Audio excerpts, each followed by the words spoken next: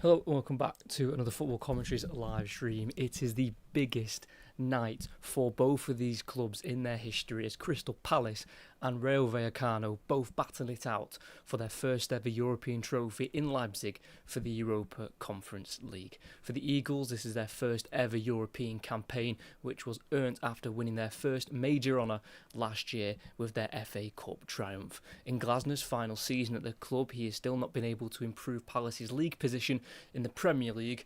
This season they finished 8 points worse off compared to last and finished in 15th. But that won't matter at all if Crystal Palace can continue to make history tonight. For the Spanish side, Rayo Vallecano, it has been a historic season with the European final, which is their first ever major final, and another very healthy finish in La Liga with an 8th place finish, a position short of guaranteeing European football for next season. For Vallecano, they were only promoted back to the top tier of Spanish football in 2021 under a certain Andoni Iraola, and it is Iraola's former assistant who returned to the club who has got them back competing at such an elite level, and that man is Inigo Perez, who has just announced he will be leaving in the summer to join Villarreal. But can he leave Vallecano with their first ever major trophy? Both sides come into this final after winning their home and away legs of their semi-finals against Shakhtar and Strasbourg respectively. And with both teams knowing the significance of tonight's game, will it be Palace and Glasner or Vallecano and Perez to lift and become the 5th ever winners of the Europa Conference League? I think that's what's so special about this competition tournament. We're going to have a 5th different winner. The English clubs are starting to take a lot of those titles home. West Ham, first of all, the first English club to win this competition, and then Chelsea winning it last season. But this competition is made for clubs like West Ham and Crystal Palace, who have never really had chance to have huge European success, or even be in Europe for that case, especially with Crystal Palace. But it allows them to travel around Europe and take on some, big clubs. There are big clubs in this competition, and to see clubs that are maybe slightly smaller, that are unique within the footballing world. So I think it's a fantastic competition. I mean, I don't think UEFA get lots of things right with some of the stuff they do and how they sometimes roll with their ideologies and doing certain things, but I think this competition has been a really positive boost to football. And like I say, some of these not as successful teams, but sometimes the success can be brought on not having as much opportunity. This has given Palace a massive opportunity, and they have really taken it and have had a bumpy road. I mean, it's not been smooth at all. I mean, they didn't even finish in the league phase. They finished 10th, which meant they had to go through a playoff game to get into the proper knockout rounds of the last 16 and onwards. And I mean, in that playoff game, they played Zrinski, and was able to get over the line in that game after drawing the first leg, but winning comfortably in the second leg. And I mean, in the last 16 as well, they played Larnaca, and they took them to extra time. It was Ismail Assar with a 99th minute goal to win them that game. So it's not been a smooth ride at all. And I mean, I was thinking about this just before. A lot of people put so much importance on league position, getting European football, this, that and the other. But I mean, this is what winning trophies can bring. Have Palace had great success in the Premier League? Not really. They've finished bottom half for the majority of the time they've been in the Premier League in the last decade or so. I mean, 15th this season. Season before that was 12th, then 10th, 11th, 12th, 14th. But you take that, if it builds up to kind of trying to build a squad that can win you a FA Cup, which then gets you into Europe. So, yes, people point out the fact that Palace might finish, an average position of 12th every season. I mean, their 13th successive Premier League campaign this year, their average position is 11th. But they've won an FA Cup. They're now in a European final. They've won a Community Shield at the beginning of the season. So I think it really does help that debate where people are so absorbed with finishing in the European spots in the league that they ditch the League Cup and the importance of that, and they ditch the FA Cup and focus on the league. Why, when it can bring you nights like this? I mean, for Crystal Palace, in their 115-year history as a professional football club, it's the biggest game of their history. Same with Rayo Vallecano in their 102-year history.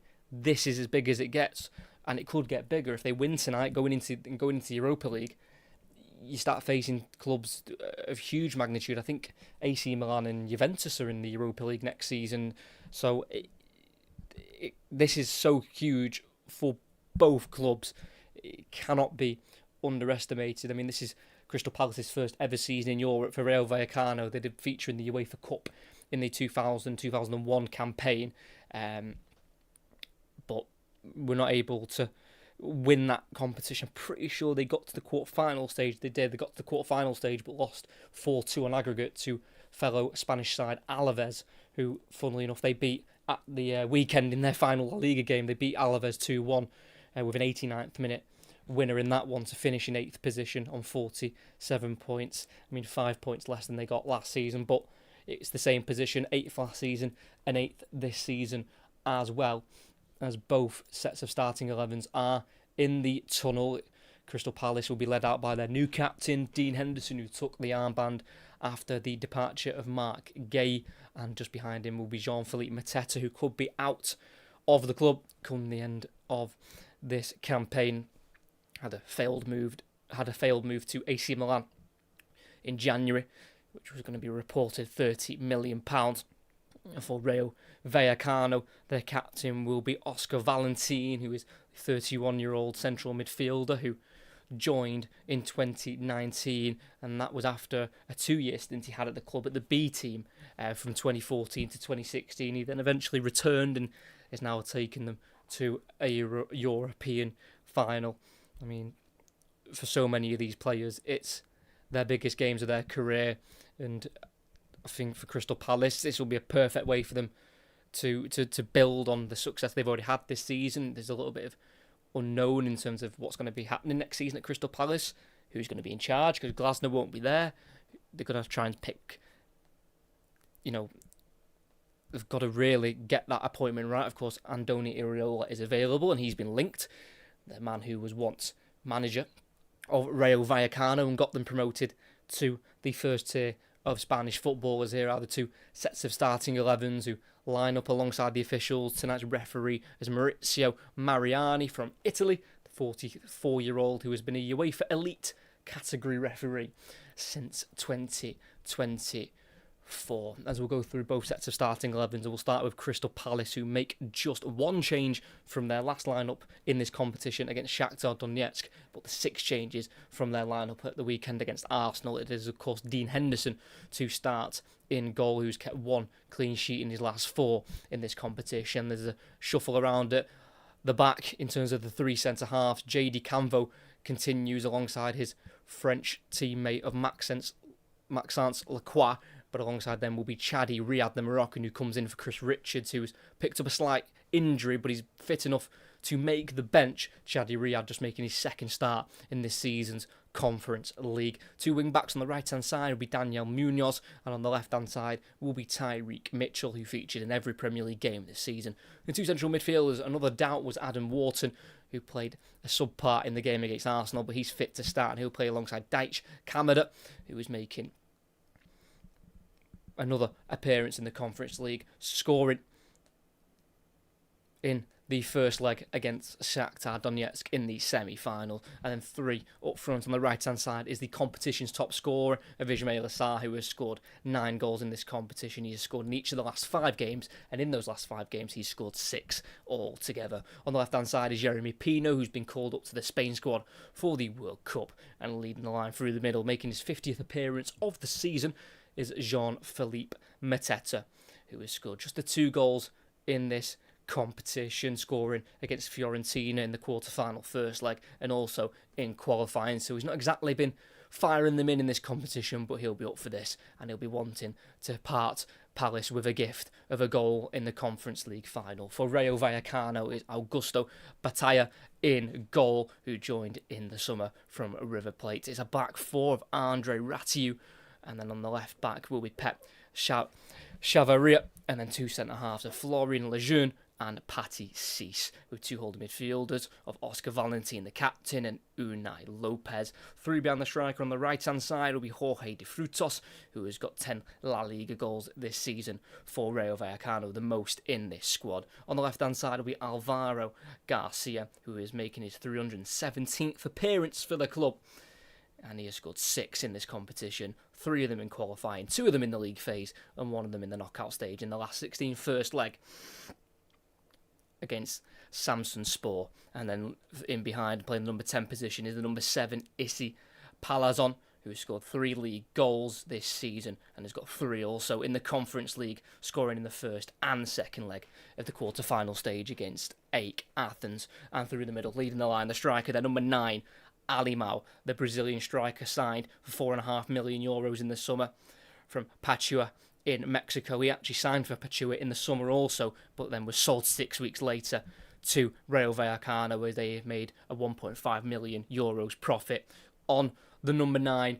And we are about to get underway here at the Red Bull Arena in Germany, RB Leipzig Stadium, which can hold just under 48,000. It was opened back in August 1956, hosted a handful of games in Euro 2024, and it is hosting the biggest game of both of these clubs' history. Crystal Palace, in a first European campaign, have reached a first European final. For Rayo Vallecano, it's their first ever major final as they look to win their first ever major trophy. They've won a second-tier title in Spain. They've won 4 third-tier titles in Spain, but they have never won a major trophy. That could change tonight here in Leipzig. It will be Crystal Palace, the team to kick us off, kicking right to left. It'll be Rayo Vallecano left to right. There is over 18,000 Palace supporters in the ground. A handful, of course, will be also in Leipzig, celebrating from the bars and the pubs as they'll be watching very intently, but also full of nerves, as Crystal Palace go long from their kick-off and have lost a flick on, but they have won the throw-in into the final third for Crystal Palace. On the far side, it'll be Daniel Munoz to take it, who looks like he might be winding up for a long throw-in. The Colombian, who's got the 5 goals in all competitions this season. Daniel Munoz, who will throw it in towards the near post, towards Lacroix, who's get the last touch. It is the French centre-back for Palace. And it'll be a goal kick for Rayo Vallecano.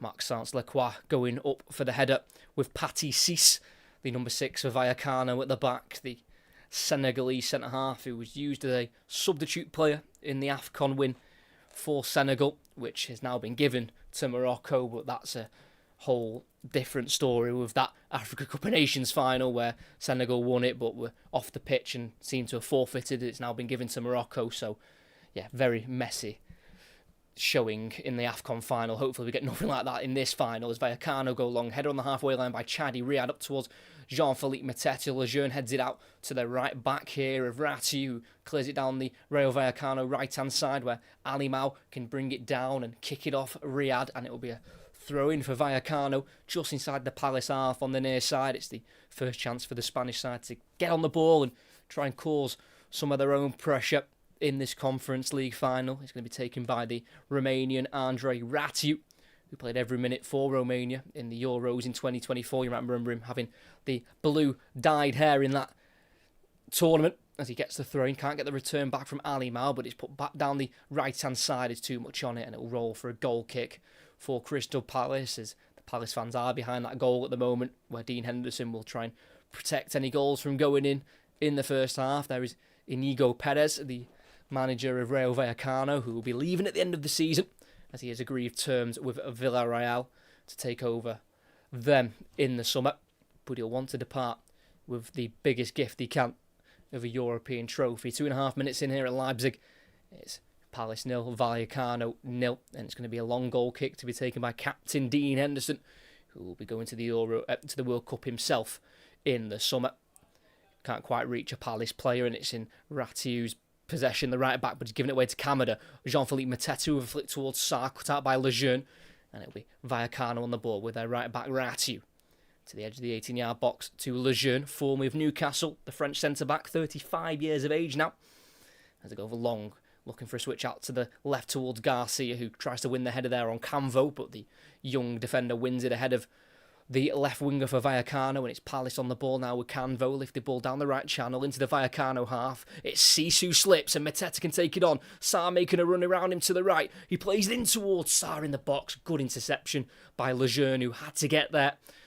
And Rayo Vallecano survive, which was just the first opening for Crystal Palace. A slip from Cease at the back, and it was almost dealt with and punished by Palace. Another loose ball from Vallecano. It's Mitchell this time to collect it into the middle of the park to Pino, brought to the ground, and the referee gives the free kick around 30 or so yards out there. Jeremy Pino, brought down by the captain Oscar Valentin. It's definitely the Eagles who have got off to the more positive start in this final so far, through the legs of the captain and then bundled to the ground, Jeremy Pino. He's had a slightly lacklustre first season in English football, but he has made his name into Spain's World Cup squad for the summer.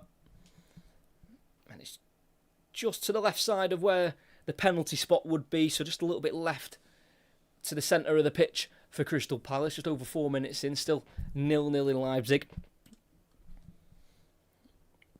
The goalkeeper, Augusto Batia, just dictating his wall for Rayo Vallecano and where he wants that defensive line. Adam Wharton stood over it, raising his right arm. And he'll dink it towards the right side of the box towards Lacroix, who heads it away from the 18-yard box, and he keeps it in possession for Palace, and he plays the ball back to Pino on this far side, who will cross it into the box towards the penalty spot. It's flicked away by Cease, as Mateta was trying to get there, and the throw-in will go Crystal Palace's way. Header won there by Florian Lejeune for Vallecano, the 35-year-old French centre-back who signed a new 2-year deal with the club this month. Joined back in 2023 from Alaves after a season on loan at Vallecano. And from the right side, Munoz travels over to the left side to take a long throw-in for Crystal Palace. As he'll throw it into the 18-yard box, just waiting for it to be taken by the Colombian. Plenty of bodies in the box and surrounding the 18-yard area here for Crystal Palace, as it's their number 2 with the throw into the near post. It's a header away into the area, then a second header away, and it almost drops, but it drops to Munoz instead. Here's Wharton into the box towards Lacroix, but there's a foul given and a free kick for Vallecano. I think for a handball, I think the referee there was indicating for. So Vallecano can breathe because they've not started very well and is under immense pressure early on. 6 minutes in, still goalless. Like I say, only promoted to back to La Liga in 2021, and that was via the playoffs, because they finished in 6th place that season, Vallecano, but beat Girona 3-2 on aggregate in the playoff final, as Vallecano goes long-chested down by Palazon in the centre circle, then going back to number 23, Valentin, the captain. Now to the left side to Charavilla, the left-back, and it's midway inside their own half here with Cease, the centre-back, to his centre-back partner of Lejeune. Now to right-back Rayo, who's going to go down up towards the middle of the park to Alimau, cut out by Kamada, but only as far as De Frutos, who skips beyond one, then plays it back to Valentin on the halfway line. Everyone behind the ball for Palace, as they played out to the left-hand side here. Charavilla goes to Palazon, who's just drifted to this left-hand side. It's now with Garcia, keeping it away from Canvo, but kicks it off Munoz. The clearance goes only as far as Charavilla, who can work it to Palazon, to the halfway line now to Cease, and then across to Lejeune, just inside his own half here. To the near side now to Rayo. Into Valentin as Vallecano just get their first moments of sustained possession as they've worked it to the left back once again to Chavarria. To Garcia. An early cross goes in towards the box. Dean Henderson's ready to catch, and he will on the 6-yard line. And it's just a nerve settler there for Dean Henderson, collecting the ball with ease with the catch. Not the best of balls in by Alvaro Garcia. Just a bit too much height on it. Stayed in the air for too long. And now Dean Henderson needs to hurry with the ball in his hands. He's going to kick it long here, the captain, and goes up towards Jean-Philippe Mateta down the centre of the pitch towards the edge of the area. Headed away by Lejeune. Pino will try and get there ahead of Rayo, but he can't. And the full-back takes it away. But his misplaced ball is picked up by Riyad. It's now Pino who runs into the traffic of the referee, but play continues, and then the Ball fired out wide right is cut out, and now Vallecano can play the ball forward down the left channel for Ali Mal to chase it on the edge of the area. Lacroix deals with it well, despite a bundle into the side of him by the striker Ali Mal. It's now Sarr touching it into Wharton, who's brought down with the pass, and the free kick is given just inside the Palace half. Well won there by Adam Wharton, who was snubbed by Thomas Tuchel for the World Cup squad. I don't think Crystal Palace will complain in the fact that he'll give him a summer's break, because this is Adam Wharton's 53rd appearance in all competitions. But the March international break just wasn't enough for Wharton to get into Tuchel's plans for the World Cup. Played 45 minutes against Uruguay at Wembley in that March international break. As Palace take it short, it's now Chadi Riyad to this near side to Kamada. Goes into the halfway line to Wharton. First time ball into the middle to Pino. Looking for Mateta. Deflects back to Pino, who went for a shot from afar. It deflects to Wharton. Heads it out wide right to Munoz. Flicks it up into the box for Sarr. He controls it well. On his left foot. Goes for the shot. It takes a nick and then just bounces into the grasp, to the grateful grasp of goalkeeper Augusto Batia. The 30-year-old number 13, who has played every single minute in this Conference League campaign for Vallecano, keeping 18 clean sheets all season in 48 appearances. As they play out from the back in their 18-yard box, it's Cease to Lejeune. Back to the goalkeeper in the 6-yard box of Batia, whose kick is low towards the right side. It's cut out by Wharton to Pino, who went for the first time pass to Mateta. Slightly wayward, and it goes back through to the Vallecano goalkeeper. Currently unbeaten in their last 9 in all competitions. The Spanish side, Vallecano, last losing in the Conference League, which was a 3-1 away defeat to AEK Athens. A defeat which meant they went through, because they won the first leg of their quarter-final 3-0. So then losing 3-1 meant they went through, despite going 3-0 down in that second leg. Palazon with the winner, as Crystal Palace have already won it back midway side of the Vallecano half. Pino loses out with a fair challenge. Here is Palazon. Pokes it forward to Garcia beyond the halfway line. Down the Vallecano left-hand side. He's slightly isolated. He's going to run towards the 18-yard box. Goes for a ball across. It's an early one. It's a teasing one. It goes all the way through towards the corner flag. Will be kept in here by De Frutos. Plays it back to Rayo, the right back, who crosses towards the back post. It's again too much on it and too much time in the air. Comfortable catch for Henderson. But 10.5 minutes in, the most of the possession is going to Palace, but Vallecano just starting to grow into the game, starting to have some possession and starting to break down both flanks. As Riyad goes for a ball forward beyond the halfway line. No one's there to chase it for Crystal Palace, so it's a restart for Vallecano on the halfway line with their captain Oscar Valentin, whose contract expires at this club next year. 11 minutes in, still goalless in Leipzig. It's the Eagles against the Red Sashes. 785 miles separates these two in South London and South Madrid. Easily the biggest games in both of these clubs' history. Of course, Palace winning their first major trophy last summer when they beat Manchester City in the FA Cup final. Finally beating a Manchester club in the FA Cup final, because their previous 2 FA Cup finals for Palace were defeats in 1990 and 2016, both to Manchester United. It's still Vallecano on the ball, just on the edge of the 18-yard box, with Paty Ciss, the Senegalese centre-back who left his home country to move to Europe and to play in Portugal back in 2017. Batia, the goalkeeper, goes long up towards the left-hand side, brought down by Ali Mau. He's going to be chased down by Lacroix, but he can play it back to Ciss, who goes across to the centre-back of Lejeune. It goes long and high towards Palazon, who can control it as it goes over the head of Kamada. Can he keep it away from the Japanese international? He can. Well played by Palazon. Looks a tidy player, the number 7. Rayo with the ball, just in front of the halfway line. Playing it to the left centre half in the centre circle of Cease. A lifted ball out to the left channel. Garcia will try and chase it, realises he won't get there, and it goes through for a goal kick for Crystal Palace. He does seem like their playmaker, the one who will make things happen. Issy Palazon, the 31-year-old attacking midfielder. He's actually missed the back end of the league season because he was sent off in a home game against Sociedad at the back end of April, and it was for protesting against a penalty given against Vallecano, and he said to the referee that he had no shame, which then led to La Liga suspending the number 7 for 7 games. So his only football recently has actually been in the Conference League, scoring important goals in the quarter-final against AEK Athens, the goal which got them through into the semi-finals where they beat Strasbourg home and away 1-0 after goals from their striker, Ali Mau. As it's 13 minutes in, still goalless at the Red Bull Arena. Kamada with a switch out towards the right-hand side to Munoz. Another slip, and it's a poor touch from Munoz. It sends him to the corner flag. Can he try and work across or maybe win a corner? He's been tackled by the left-back of Chavaria. And it's going to be a throw-in right next to the corner flag for Palace. I mean, the left-back, Pep Chavaria, has gone down at the moment. The ball was there to be won, and as Munoz has gone to kind of do a flick, he's just half-kicked the full-back. It's definitely not a foul. It's certainly a throw for Palace, but maybe just a slightly sore one for the Vallecano number 3, the left-back, who's got a contract here till 2030, signed that last summer, making it 125th Rayo Vallecano appearance. As again, on that far side, in the final third, it's going to be another long throw-in from Munoz. In it goes, it's a header behind for a corner.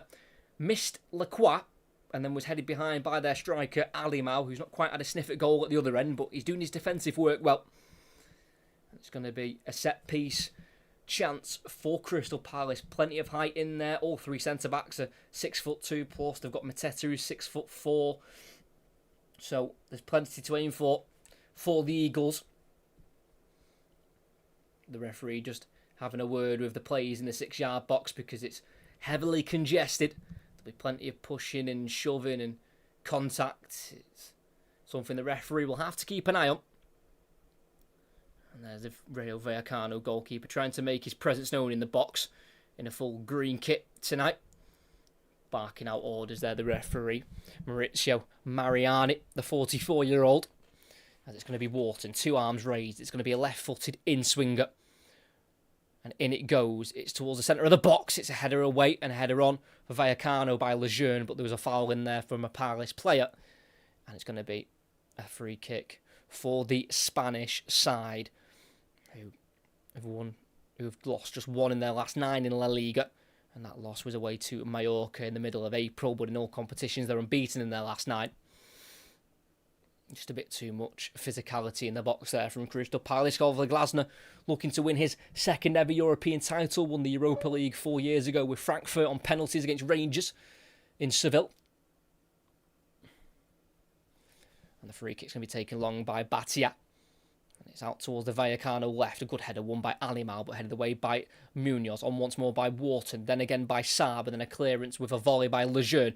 Chased down by Garcia, who controls it beautifully towards the corner flag. Then tries to chop beyond Camvo. He's been brought to the deck by this Frenchman. And he can bring it away down the Palace right with a ball looking for Mateta. Cleared by Cis. As he was trying to find Ali Mau. But Camvo will try and see it through for a goal kick, but it's been kept in by the Brazilian striker. Garcia back to his feet and he tries to pull it back.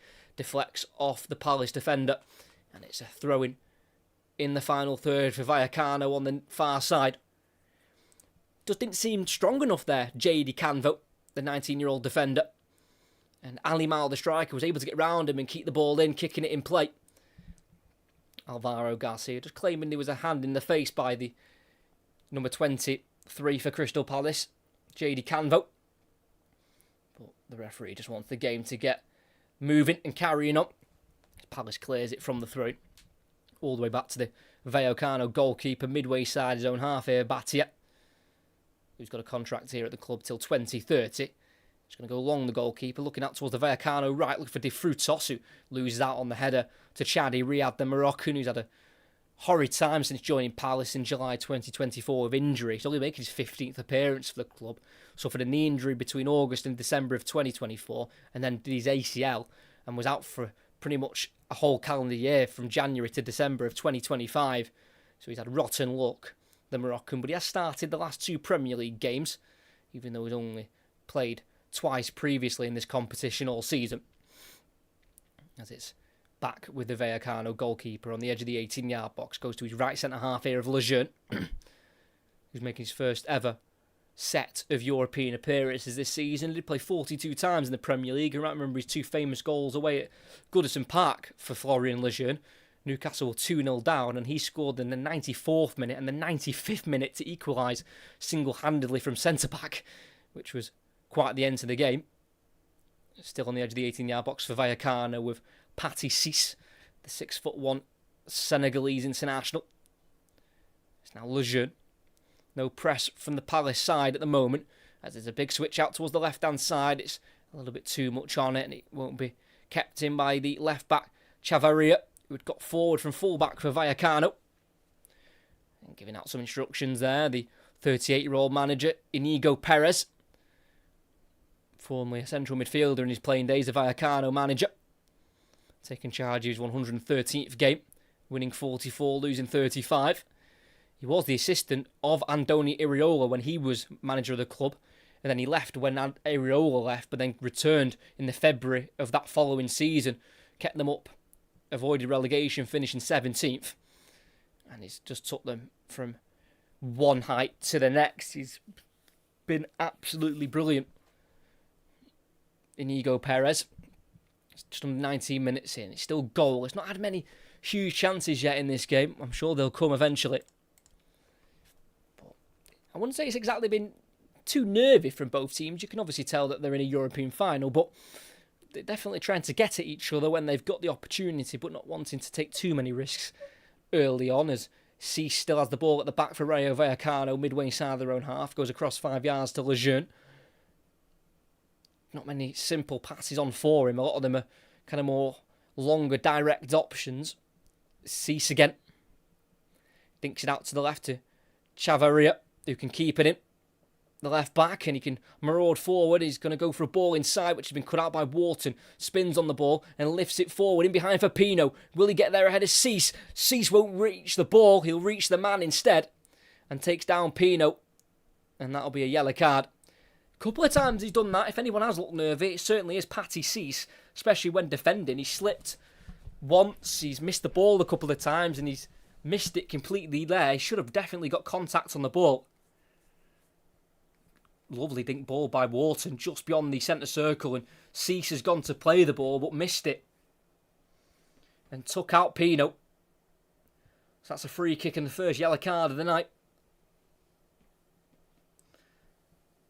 Patty Cease making his 7th start in a row in the Conference League.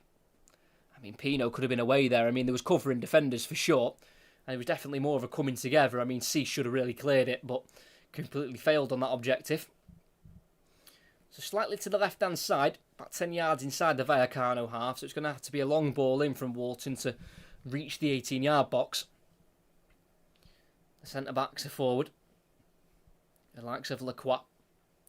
Wharton goes short into the centre circle to Mitchell, who's a bit more central. Goes to his left here to Wharton, touch out of his feet, and a delivery into the box where Cease wins the header, and Chavarria can clear it. Goes under the foot of Canvo and rolls through for Mitchell on the halfway line for Crystal Palace. And then has to restart as Palazon was pressing, and it's now with Dean Henderson midway inside the Crystal Palace half. He's looking to try and play a long ball if he can, out to the Palace right, up towards the edge of the 18-yard box, looking for Ismail Assar, who can glance it on towards Mateta. One clearance and then a second, and it's away up to this halfway line where it's controlled by Riyad. Wharton, Kamada, looking into the space, into the box towards Sarr, and the goalkeeper comes and collects and wants to try and dispatch it quickly, rolls it into the middle of the park to Unai Lopez, who's been forced to go back towards his 18-yard box with a little mazy run to keep away from the Palace press. It's now on the near side with Ratu, the right back. Ball forward to De Frutos into the middle and then back out wide. It's a ball in behind for Ratu, the right back, to give chase. Lacroix will get there in the clearance, can't go for a throw in. It's a corner instead. It does certainly seem like a lot of the defenders are struggling to deal with those balls in behind and into the channels, just not wanting to make a mistake or give anything too silly away. But it was a positive run forward there by Andre Ratu, the Romanian right back who's played 38 times for his country. Born in Romania but moved to Spain during his childhood.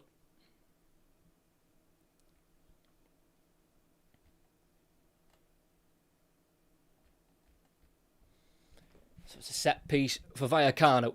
It's an outswing to the near post. It goes beyond everyone. And can Palazon pick it up on the far side? No, he can't. And he slides in on Mitchell. Mistimes it. Yellow card. That's 2 bookings now for Rayo Vallecano. This time the number 7, Issy Palazon, goes in the book. Making his 50th appearance of the season. The attacking midfielder just got there late. Good pace from Mitchell to get there first. featured in every Premier League game this season. Tyreek Mitchell scoring the 1 goal away at Palace in their 2-1 win towards the end of September.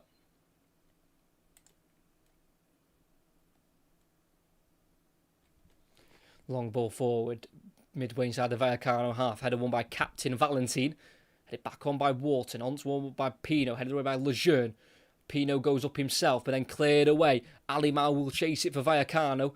Henderson comes out of his box and gets there and kicks it away, and it's headed on by Wharton. It's a volley up into the air. De Frutos controls it in the centre circle, but then tackled by Kamada. But the loose ball drops to Valentine, and it's Vallecano on the ball on this near side with their right back, Rayo.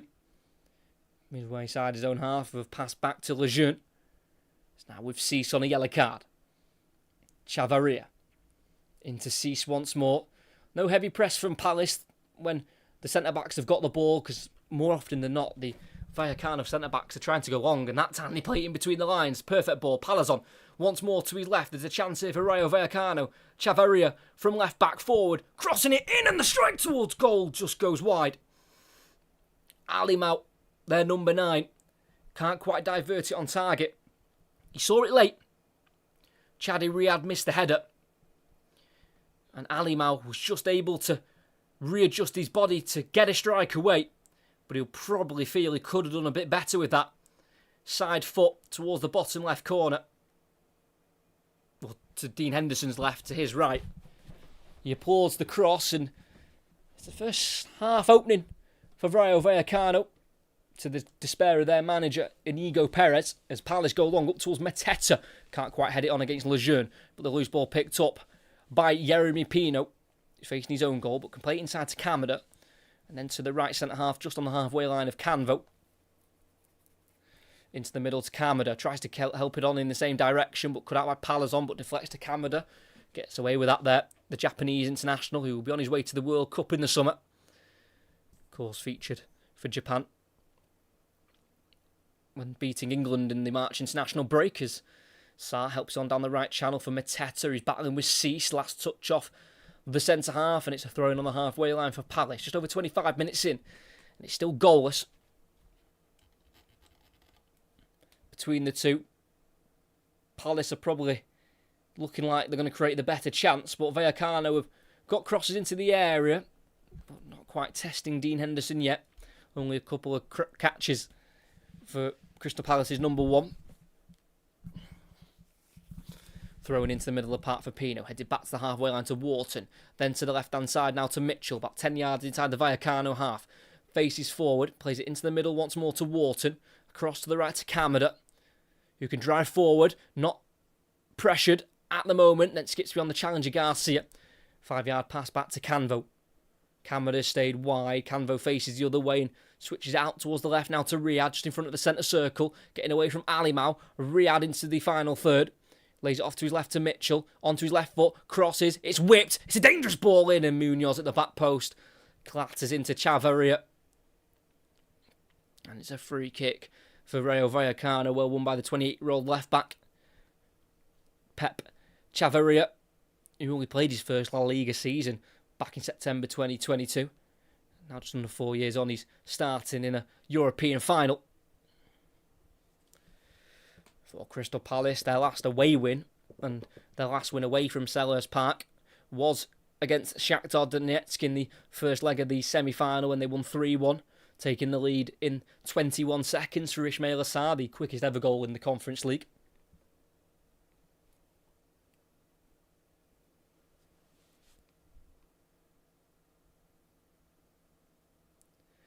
So free kick in the 18-yard box. It's going to be taken by the goalkeeper, Augusto Batalla, who goes long, and it can't be won by Garcia, and it runs all the way through for a throw-in for Crystal Palace, but right next to the corner flag.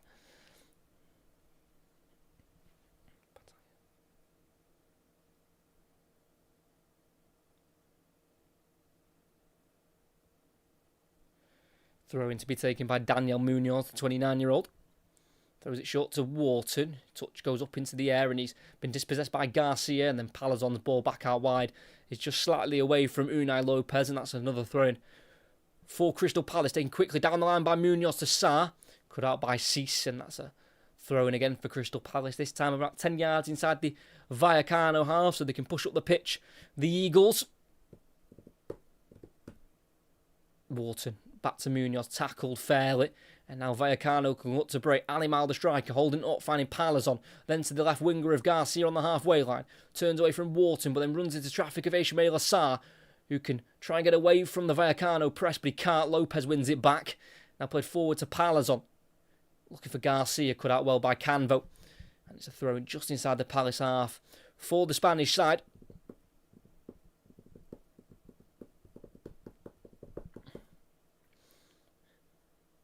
And Chavarria will throw it back to Cease, then playing it back to Batalla, the goalkeeper. And then into the captain of Valentin. Here's Unai Lopez, former Spanish under-21 international, the number 17, now at the age of 30. Did play 2 Champions League games during his time at Bilbao back in 2014. Here's Rayo, the right back, taking on Mitchell and Pino. Going towards the corner flag, well, won back by Mitchell. Ball stayed in play as well. Plays it into the 18-yard box to Riyad, and will get there first ahead of Palazon. Clears it up towards Mateta on the halfway line. Well dealt with by Lejeune on the halfway line with the chested touch. Here's Valentin, the captain, playing it back to Lejeune. Lopez just outside the centre circle towards the right side. And he plays it to this near side to Rayo. Into the middle now to Valentin. Again, the press from Palace non-existent, but they're staying in shape, which is the main thing. So they're not being lazy, they're just being solid at the back, not wanting to give away any spaces. Rayo, the right back, going to the halfway line to Lejeune. Now there's a bit of a press on as Mateta closes him down and he forces it to go back to the goalkeeper of Batalla. It goes long out towards the left-hand side. It's a header over by Canvo towards the 18-yard box, and it's going to be a throw for Vallecano just in front of Oliver Glasner in the Crystal Palace technical area. Chavarria with the throw to the halfway line now to Valentin. Lejeune in the centre circle. Time on the ball for the experienced centre-half, formerly a France under-20 international. Lifted to the left to Chavarria. Now to Cease, as he was being closed down there by Munoz. Cease with a dink ball out to the right to Rayo. Looking for Ali Mau, it's slightly loose and it's won back by Riyad into the middle to Mateta. Pino balling behind, looking for Sarr. It's going to be Cease to get there first on the edge of the 18-yard box, and Vallecano have it. De Frutos giving away to Kamada. It's now Pino on the near side trying to play it towards Sarr, cleared by Lejeune, and it's a teasing ball. It's Garcia to chase it. Canvo deals with it, lifting it over his head to Munoz. That's now with Canvo again. Bringing it out from the back. Canvo passes it, but runs into a wall of Vallecano men, and he gets the free kick that goes his way. Just over 31 minutes in, still 0-0 at the Red Bull Arena. Probably say Vallecano's come closest with a half chance for their striker Ali Mau, who hit a volley within the 18-yard box, but was always going wide.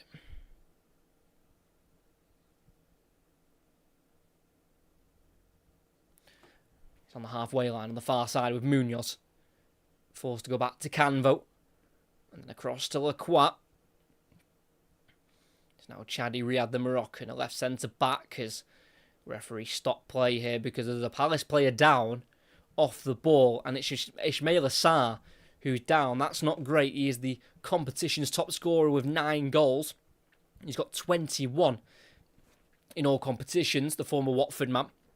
I mean, absolute bargain of a signing, Ishmael Assar. They brought him in for £12.5 million last season.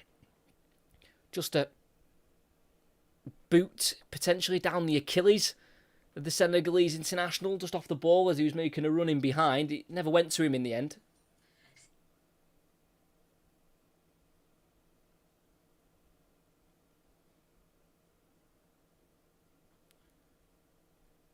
And that's the last thing Palace will need for Ishmael Assar to be going off.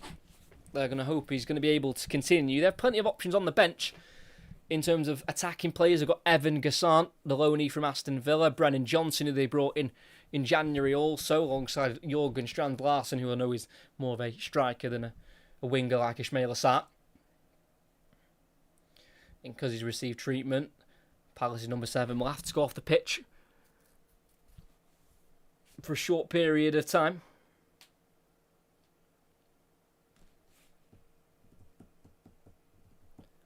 Not won in their last 7 league games, Crystal Palace, drawing 3, losing 4. Only won 2 of their last 10 in all competitions, and both those wins were against Shakhtar Donetsk in the Conference League semi-final stage. So back underway, Sarr off the pitch as it stands, but then he's quickly back on. It's Kamada. Back to Riyad. Takes a brilliant touch forward, then into Wharton. Body shakes brilliant, can take it in his stride.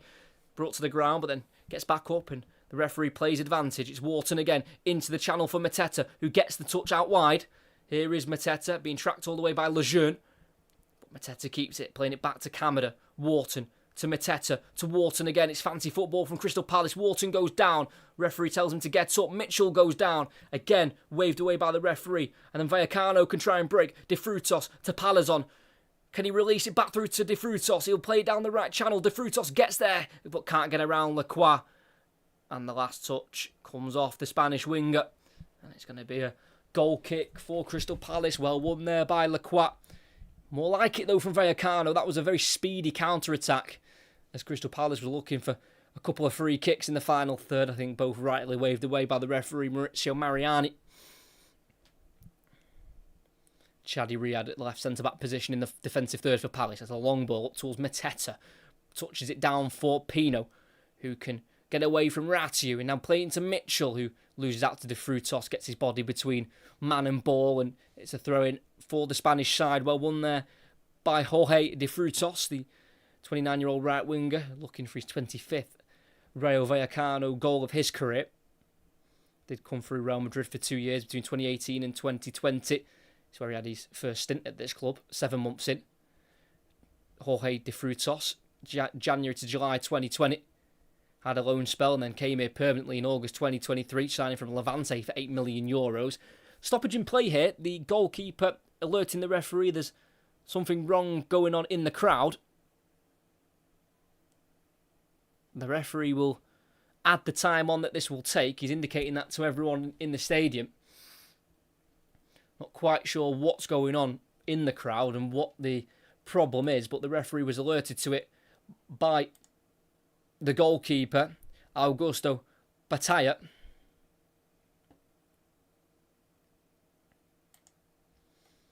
I honestly cannot tell you what's going on because the cameras aren't showing anything, and probably respectfully so. Just leaves me in a little bit of a pickle of what to tell you all, because I don't exactly know why it stopped. Looks like the goalkeeper, Batalla, is waving his arms because the Vallecano supporters are behind his goal, so I don't know if it's maybe flares going off that are interrupting and disturbing play. I'm not entirely sure. We've got 9 minutes left of this first half, still goalless. Both teams equally in it. No massive chances as of yet.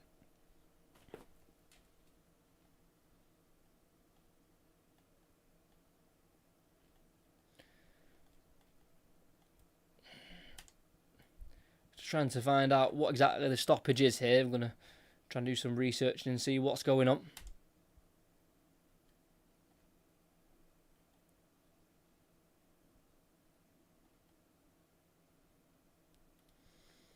Really do not know what the pause is all about. But I did read this morning there was some fan trouble in Leipzig last night, involving both sets of supporters attacking one another. I think there's a crowd. Yeah, there's a supporter who needs medical attention. And they are being assisted to now with a stretcher, and hopefully they'll be okay. Never anything you want to see. Just needs to keep his head here, the goalkeeper, Augusto Batalla. Referee telling him he's not a captain, so he doesn't have the right just to come over to him and shout wherever he likes. That's the job of Oscar Valentin.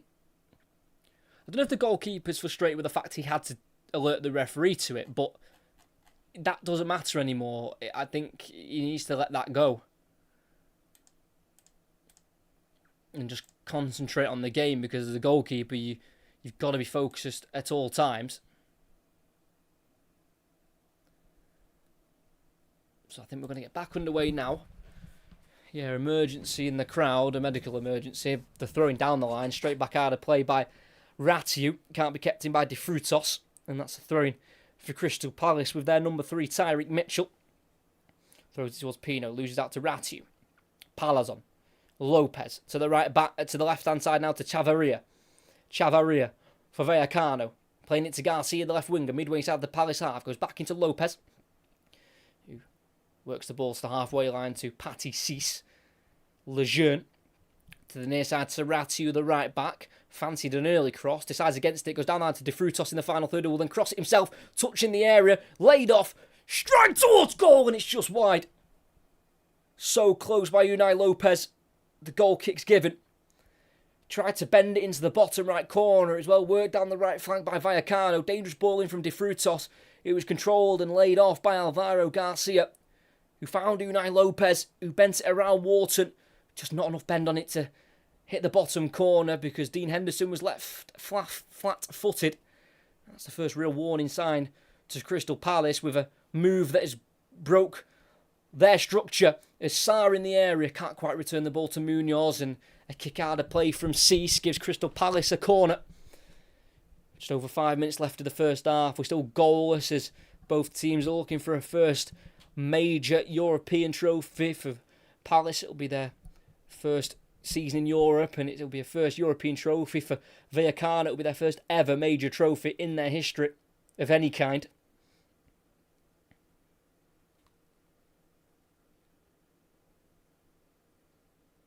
It's going to be a left-footed in-swinger from Adam Wharton, deemed fit for tonight's game after playing very little of the Arsenal game. And before he takes it, there's movement off the ball. Issy Palazon and JD Canvo colliding, and the referee just warning them that it cannot continue.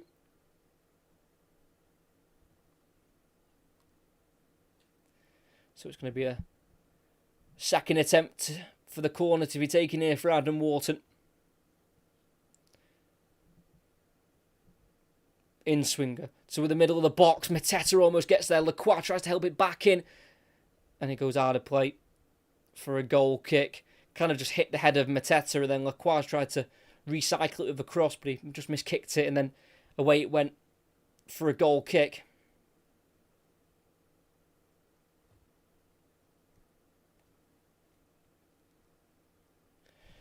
Certainly nervy moments from both defensively, but not exactly taking the full opportunities via the attacking players. The goal kick long for Vallecano, headed on by Animal to Garcia. Can he get around Canvo and Munoz? He backheels it instead towards Palazon, who reaches it ahead of Wharton. Caught by Wharton. Yellow card for Wharton. First booking of the night for Palace. It goes to Adam Wharton, who was racing to get there ahead of Palazon, but he didn't, and then just kicked the leg of the Vallecano number 7. And he just needs to be careful now, Adam Wharton, who has started 13 of the 17 Conference League games that Palace have took part in this season. Could Vallecano grab a lead before the break from this set piece? It's on the left-hand side, far out to the left. Probably about 35 yards or so away from goal. It's going to be a left-footed ball in from the man who won the free kick of Palazon. In it goes. It's flicked on by Cease and then cleared by Sarr. And it's going to roll for a Vallecano throw-in about 15 yards inside the Palace half. Assuming it will be taken by the right-back, Andre Rayo. Just ticked over the 100 appearance mark for Vallecano. The number 2 right-back of Rayo.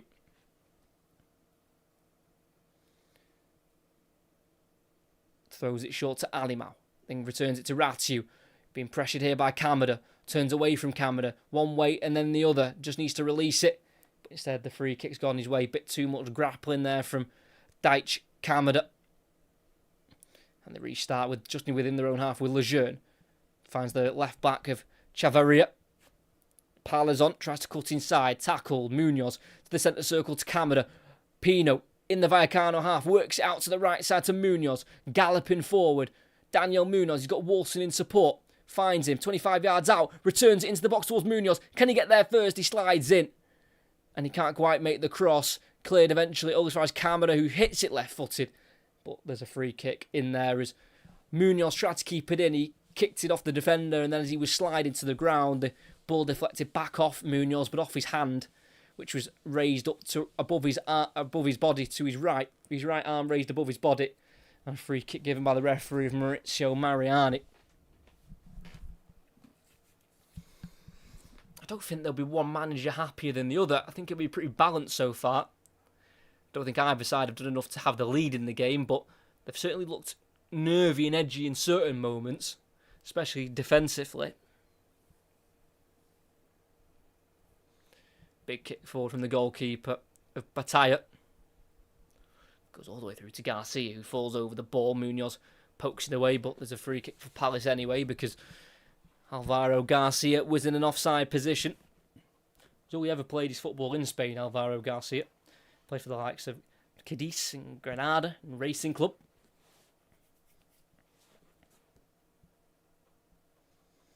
It's going to be a longer ball played forward by Palace's number 23. Well, it's actually not took by his number 23. Looked like it was going to, but Munoz decided to restart with Henderson. And it's now in the 18-yard box with the captain.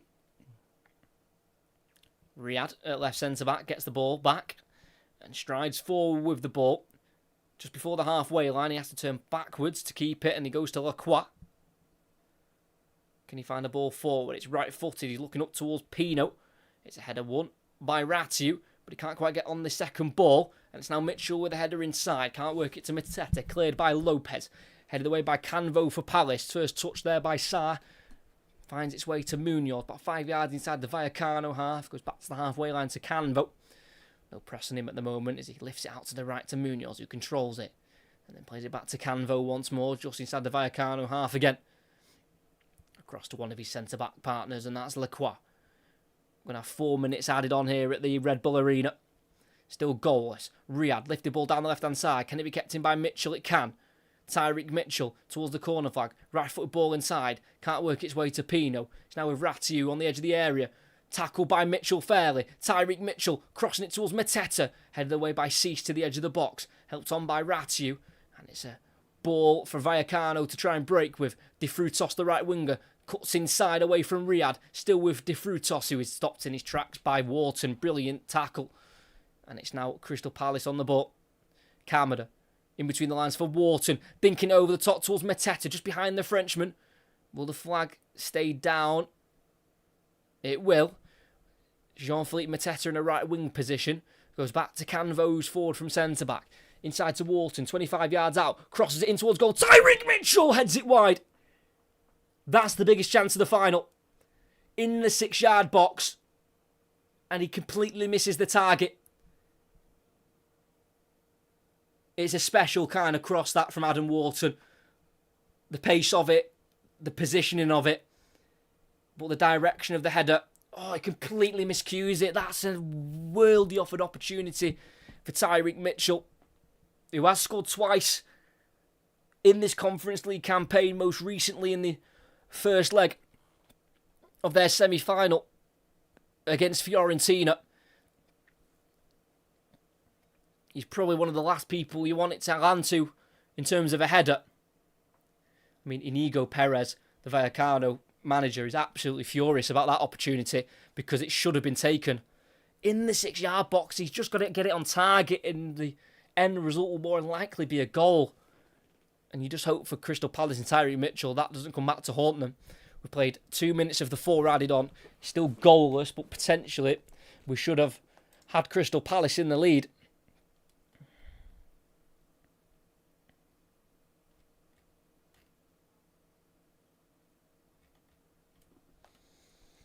Throwing for Vallecano, just inside the Palace half with their left-back, Chavarria. Into Palazon. Returns it to the left-back, who's facing his own goal when he finds the pass to Cease. And then back once more to Batalla. The goalkeeper, left-footed, dink ball into the middle, controlled by the chest of Lopez. Again, facing his own goal. He has got the switch on. He goes back to the goalkeeper instead, who clears it first time right-footed. Loops into the sky towards Palazon. Headed on, but controlled and stopped by Canvo. And here's Kamada in the centre circle, bursting into the Rayo Vallecano half, releasing it to his left to Mitchell on the edge of the area. Then back into Kamada, on his stronger right foot, crosses it towards the back post, where the header is won by Munoz, and it goes behind for a goal kick for Vallecano. One of the lesser known teams from Madrid, winning just 5 trophies in their history. 1 second tier title and 4 third tier titles.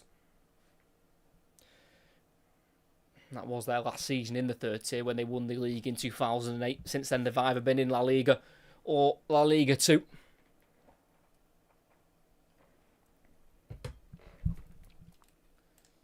Not been the greatest of finals so far, but I'm sure it'll open up as we get into the second half. Header won by Riyad from the long ball forward from Vallecano. Jean-Philippe Mateta to Mitchell. 10 yards inside the Vallecano half on the near side. Goes 5 yards to his right to Kamada. Riyad on the halfway. 10 seconds left of the half. Plays a ball into Pino. Looking for a switch out towards Munoz. He's fired it towards the Colombian. It's well cut out by Vallecano's left back, Chavarria. And that's where the referee will blow for half-time. We are still goalless in Leipzig as Crystal Palace and Rayo Vallecano can't find the back of the net as of yet. Neither goalkeeper tested, with both teams failing to register a shot on target. Vallecano have had half chances of their own, both just missing the bottom right corner of the goal. The first one by Ali Mal midway inside the first half with a cross into the box from Garcia. It was missed by Riyad, which meant that the striker Ali Mal saw it late and could only put it past the post. And then also a shot looking towards the bottom right corner from Unai Lopez. He doesn't get enough bend on it, and it was unfortunate for him that he didn't, because Dean Henderson was left flat-footed in between the sticks. And for Crystal Palace, their biggest chance came right on half-time. Tyreek Mitchell bursting into the box from left wing-back, trying to get on the end of a Wharton cross into the area, which he did do. Got onto it with the header, but headed it past the post, where he really, from the distance he was at, he should have scored. Both teams have looked at goal. Palace have had the bigger chance. Rayo Vallecano have probably had a couple more meaningful shots at goal. But at half-time here in Leipzig, it is Crystal Palace 0, Vallecano 0. I'm going to go for a quick break during half-time because I'm not going to lie, I'm absolutely sweating. It is hot in here, and it's been hot in the UK for the last couple of days. So come back in about 15 minutes for second half live commentary. But at the moment, in this Conference League final, it's Crystal Palace 0, Rayo Vallecano 0.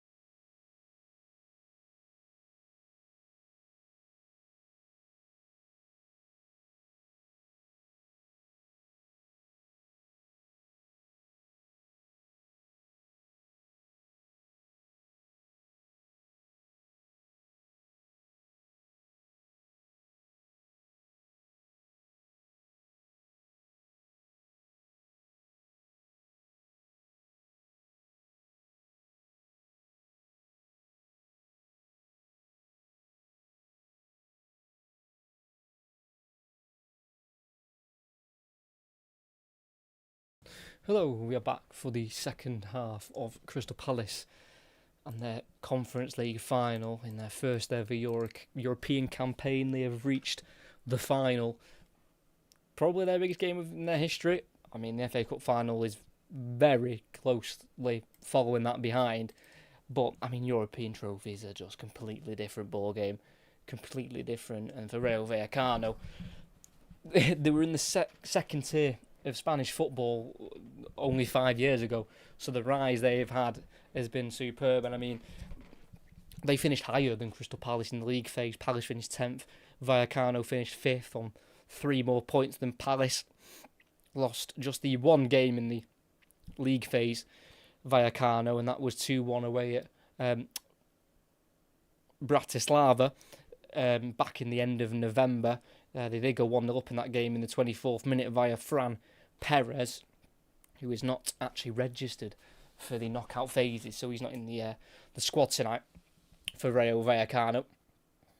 But for Crystal Palace, it's definitely been a mixed bag up until, I'd say, the last 16. I mean, since the last 16, you know, they drew to Larnaca at home, but then since then they beat Larnaca away to get through to the quarterfinals.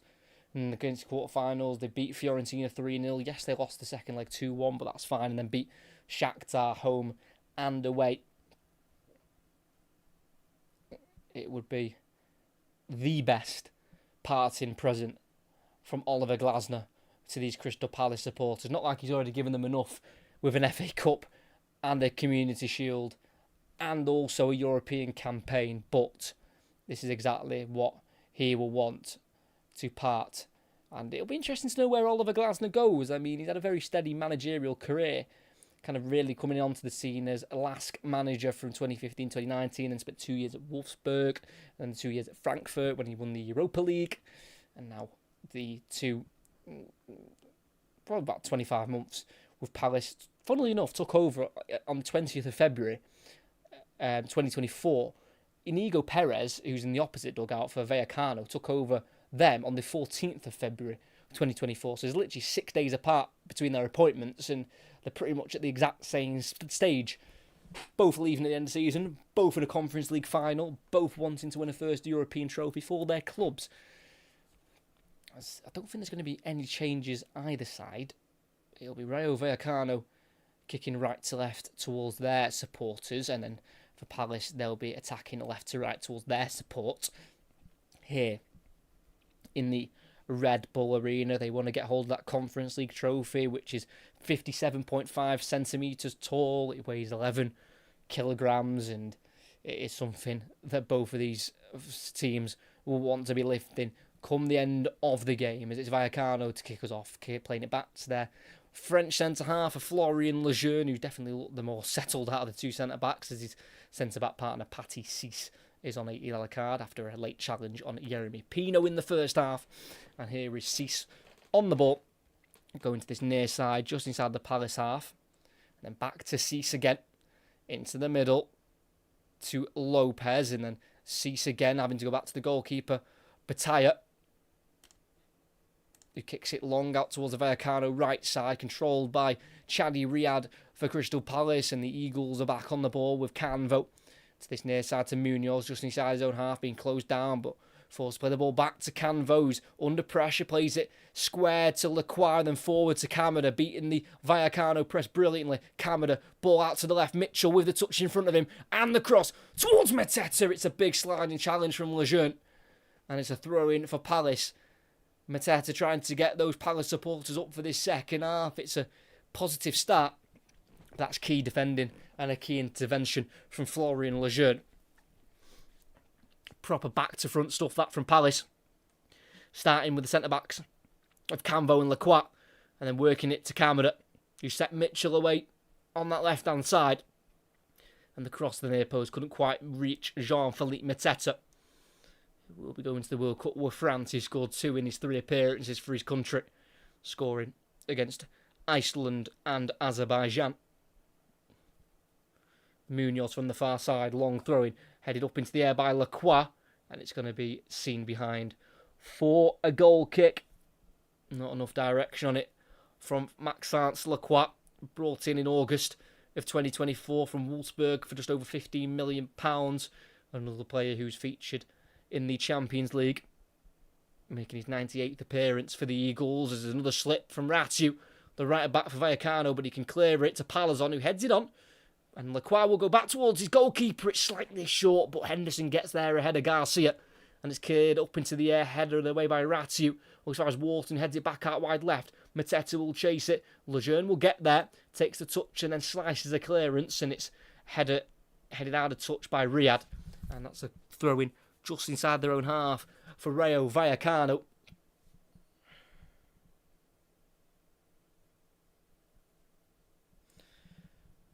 Won 6 of their last 9 games at home. Rayo Vallecano losing just 2 all season at home. Their 2 losses coming in the new year to Osasuna and then in the end of September to Sevilla. So they've been very strong at home, as that's another yellow card. Kamada with a filed against him. Unai Lopez with the late challenge. 3 yellow cards, no for Vallecano. Kamada just getting the touch ahead of the midfielder, catches him late. So free kick for Palace, another yellow card for Vallecano. And for Crystal Palace, they actually failed. They failed to lose any of their first 11 games in all competitions. Won the first 5 and drew 6 as well. Their first loss of the season came in October when they got beat late on away at Everton at Hill Dickinson. Had a little bit of a rocky patch recently in terms of trying to pick up victories, as Sarr can't hold the ball up, and here is Valentin just inside his own half, playing it back to Cis.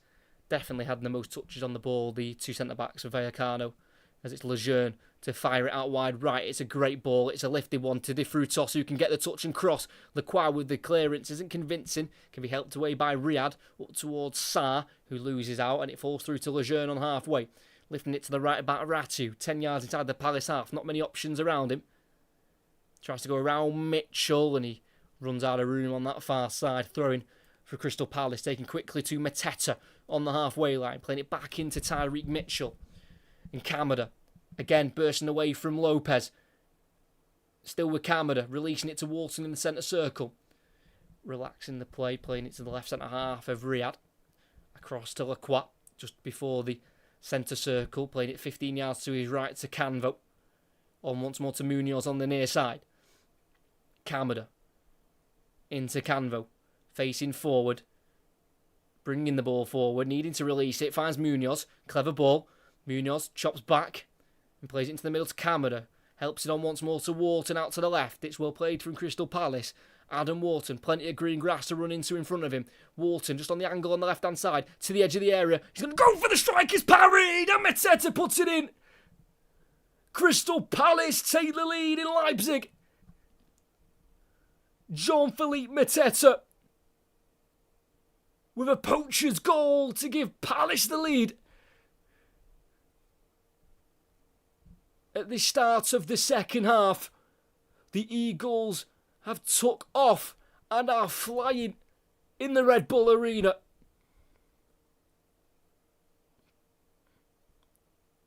It certainly wasn't the most convincing of finishes from Mateta, but he made sure the ball hit the back of the net. Adam Wharton not closed down for a second, allowed to drive forward with the ball, and about 20 yards out, just to the left side of the box, he's let fly, going across the goalkeeper. Parried straight back out, straight into the path of Mateta, who was just able to arrange his feet to place the ball into the centre of the goal. He karate kicks that corner flag as the supporters behind that goal go completely wild. And here in Leipzig in the Conference League final, it's Crystal Palace 1, Rayo Vallecano 0.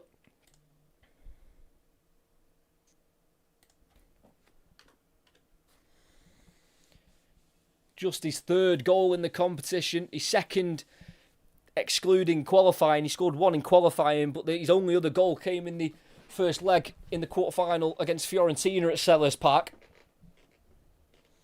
And that was to put them 1-0 up in that game as well. But that goal's huge.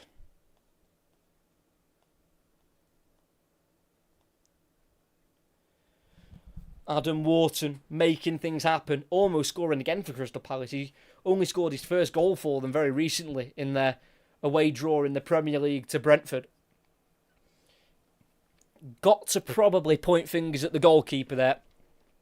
Augusto Batalla just parrying it straight to Mateta on the 6-yard line. That goalkeeping just simply isn't good enough. But those Crystal Palace supporters won't care. They are in dreamland. Batalla with a huge error. Usually such a safe pair of hands as well. As mentioned before, 18 clean sheets this season in all competitions. The Vallecano manager, Inigo Perez, just telling his team to keep their concentration, keep their focus. Of course, this game isn't over yet. Jean-Philippe Mateta scoring his 16th goal of the season, his 62nd for Crystal Palace. And a man who was almost out of the club in January, but only stayed due to failing his medical at AC Milan. This still could be his final game for the club. But he's still turning up, and he's provided one of the biggest goals in this club's history. As we are 8.5 minutes into the second half, it's 1-0 to Palace. Vallecano playing the ball the wrong way. Ismail Assar brought down. Foul and a free kick just to the left side of the box. He's been completely in the water tonight, Ismail Assar. He's been brought down so many times. That's a heavy one from Florian Lejeune. Nowhere near the ball. Easy refereeing decision. Free kick for Crystal Palace, who have seemed to have grown confidence since the goal. Haven't won in any of their last 4 games, Crystal Palace. In all competitions, failing to win any of their last 7 in the Premier League. And this really is a striking range for the Eagles. About 25 yards out to the left side of the box. Probably more suited to a right footer, but Adam Wharton with the left foot will certainly fancy this one. But we know that Yeremy Pino can also hit them. Scored a worldie away at Sunderland earlier on this season in the Premier League.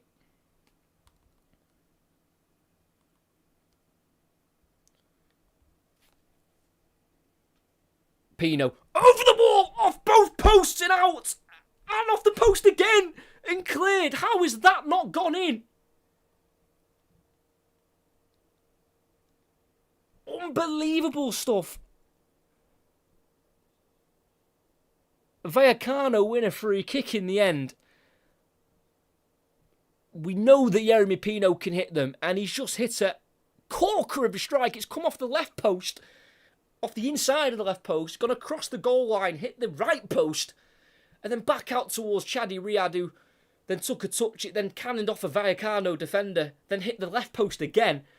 But the offside had been given because Chadi Riyad was in an offside position as the free kick was took, and he was the one who got the next touch on the ball. So if they had worked it into the net after the free kick, it wouldn't have counted anyway. But hitting both posts from a free kick is almost more difficult than actually putting it in the back of the net. As Palace are growing in this game, Wharton's found a pass out to the left to Pino, who wants his goal. No one's closing him down. In the area, squares it. Mateta! Oh, what a save! He makes up for the poor goalkeeping for the goal. Augusto Batalla spreading himself as big as possible. Pino wasn't being closed down. He then squared it to Mateta 12 yards out. He's just tried to stroke it home with the left boot. But the Argentine goalkeeper tipped it around the post. But Rayo Vallecano are in a dangerous position here. They've conceded a goal and now they can't stop the Palace attacks as they're coming one after another. Just about to hit the 12th minute of the second half. It's a Corner on the near side for Crystal Palace. 2 arms up from Wharton, who will put an in-swinging ball in to the near post. Headed away, but still in the box. Another header away. Can Vallecano get on the break? Pino with a challenge. Doesn't quite clear it away too well. And then a ball forward towards De Frutos. Can't quite control it. Cleared by Wharton. It's a big kick towards the right-back position to Vallecano. Volleyed by Lejeune. Kamada with the challenge, which is late. And that's going to be a free kick for the Spanish side, who have just got to ride this storm. Got to get through this difficult period of the game. Because if it gets to 2-0, then you're asking big questions. But the thing is, for Rayo Vallecano, this is their first ever major final. Ever. I mean, they've played in a playoff final before to get into La Liga back in 2021. They won it 3-2 when Andoni Iraola was in charge. As they've gone long, the touchdown goes to Alimau, who will strike from afar. And that's a comfortable save for Dean Henderson. Probably the first shot on target, I think, for the Spanish side. Not really had too many sniffs at goal. Alimau, the Brazilian striker, who scored both goals in both legs for Vallecano to beat Strasbourg. Scored in the 54th minute in the home leg, which was the first leg, and then in the 42nd minute in the away leg to knock out Gary O'Neill's side. As Palace have it on the edge of the 18-yard box, right-hand side of Canvo, to this near side to Munoz. Body shape facing towards his own goal, but can just about spin and clear it. But it's a header won by Valentin for Vallecano, but as he won the header on Sarr, he was coming back from an offside position.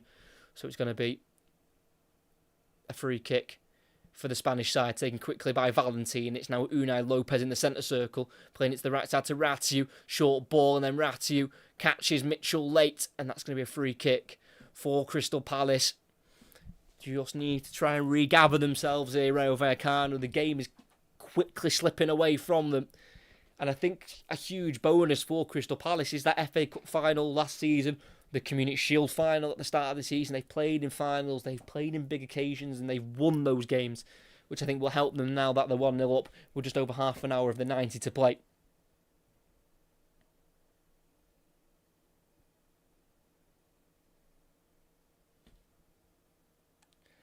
And Rayo Vallecano are starting to ready some changes up as well on their bench.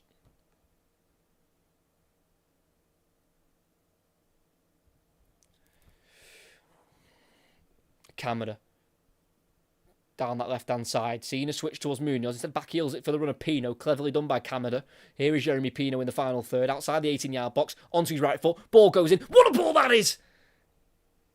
And it avoids everyone. I think it's a goal kick. It was aimed for Sarr and Munoz. And yeah, went beyond everyone in the end. Bit of a Crystal Palace sandwich there for the Vallecano left back of Chavarria. Certainly a goal-scoring wing-back, Daniel Munoz. He's got 11 in Palace colours. 4 in the Premier League this season. Just once, though, since the start of December, when he bagged in their away defeat to Anfield towards the back end of April.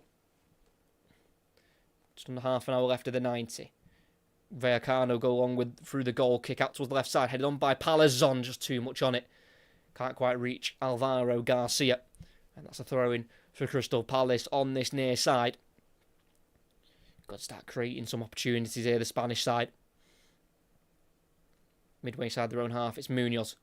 Throwing it into the middle towards Lacroix, being chased down here by Lopez. Works a pass 5 yards to his left to Riyad.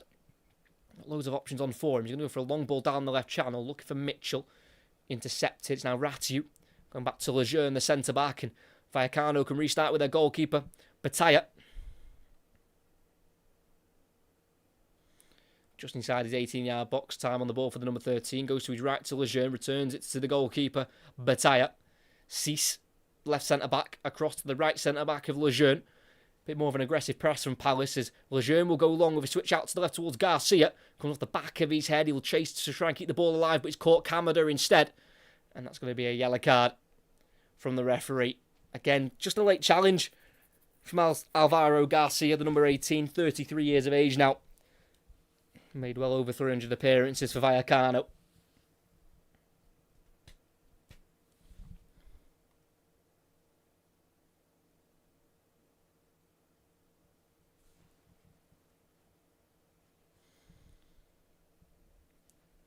And they're going to make a change.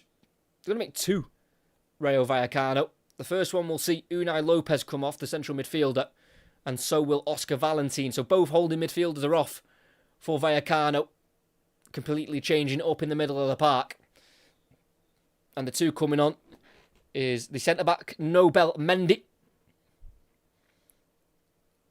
And I think quite catchy the other player who came on was, as they try and get forward with the right-back Rayo, kicks it off Riyad, and that's going to be a throw-in the final third for Vallecano, taken quickly. That change bringing on the centre-back Mendy means that Patty Cease, the centre-back who can play in midfield, will push into midfield. So Cease has gone from centre-back to midfield, Mendy into left centre-back. And then the other change they've made, I think they've brought on number 15, Gerard Gumbau. Came through at Barcelona for 3 years, made 9 appearances for the first team, 3 of them in the Champions League. As the ball goes into the box for Vallecano, can't quite find the run of Palazon. And that's going to be straight into the hands of Dean Henderson, who's not had loads to do in this game, but he knows he'll have to stay focused. So Palazon has took the captain's armband for Vallecano. It's with JD Canvo at right centre-back.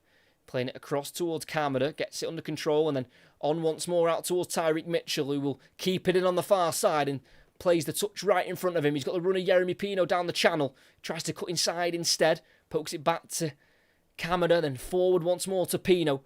Shimmies inside. Plays it to Mitchell. About 25 yards from goal. Can he find the ball through? He can. Ismail Assar in the area. The angle tight. He'll go for the shot and he rattles the side netting. And it's a goal kick for Vallecano. With 26 minutes to go.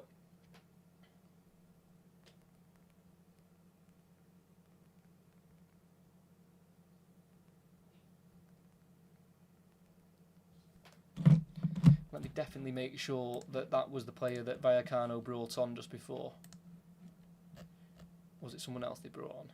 Pedro Diaz was who they brought on. My apologies. Number 4, Pedro Diaz has come on for the captain, Oscar Valentin. Pedro Diaz, number 4, 27 years of age. Only started once in the Conference League this season. Did start 3 of the last 4, though, in La Liga. Pedro Diaz. So it's a rejig and a reshuffle in the midfield for Vallecano, who have been completely outclassed by Walton and Kamada, who are very tidy midfielders in their own right.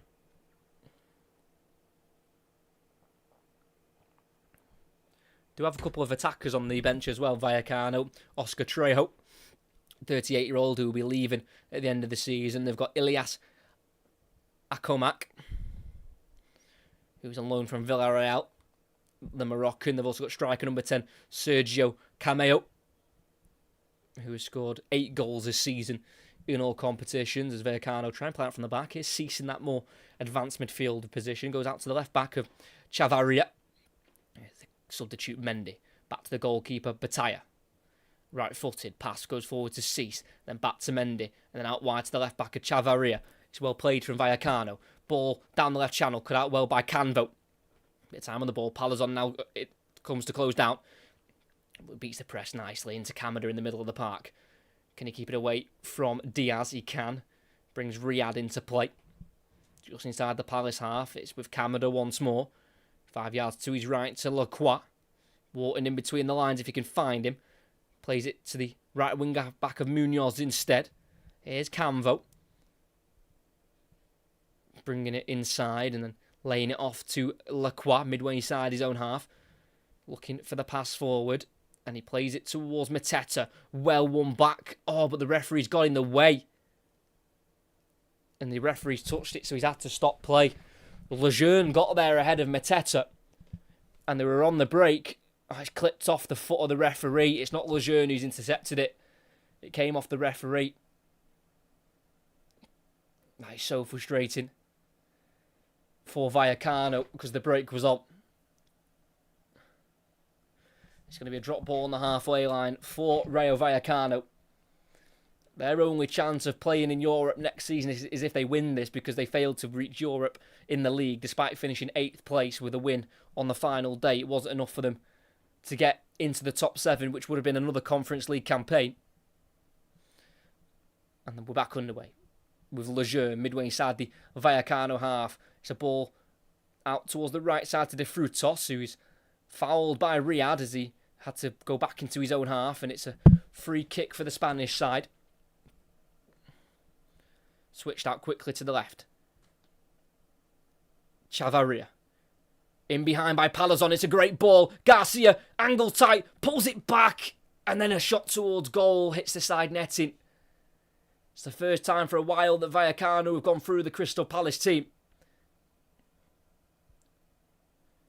The flick in behind by Palazon worked it into the box, and Alvaro Garcia tried to pull it across. It came off of the quat, and then before it reached Henderson, De Frutos got there and tried to shoot, and he did. But it hit the side netting. Would have been a spectacular effort. He was able to get it beyond Henderson from that angle. It's going to be a long goal kick from the Eagles. It's up into the air towards Mateta. Headed on by Mendy instead. Here's Alimau, who's brought down by Lacroix. Free kick for Vallecano on the near side. Just inside the Crystal Palace half. Not had much to work with tonight. The number 9, Alimau, the Brazilian. Single-handedly the reason why Rayo Vallecano are in this final, with his 2 goals in the semi-final, first and second leg. And they were able to ride that storm, Vallecano, because they could have easily been 2-0 down. Yeremy Pino hitting both posts with a free kick. But now they're starting to get a bit more control. Palace will start to feel pressure, so this could be where Vallecano start to open up the Palace defensive a couple of times more as they search for the equaliser. De Frutos can't quite keep it in on the far side.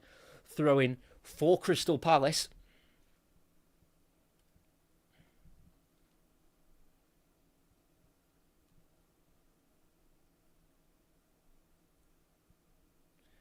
It's another change.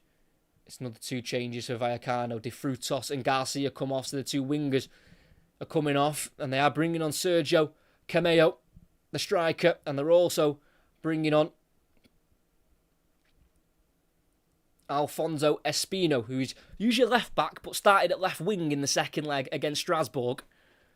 So he'll probably be used as a more advanced player once again. I mean, I've just seen Sergio Cameo, and he's got almost the extended version of Baggio's little rat tail. He had the famous Baggio haircut, but his is very long.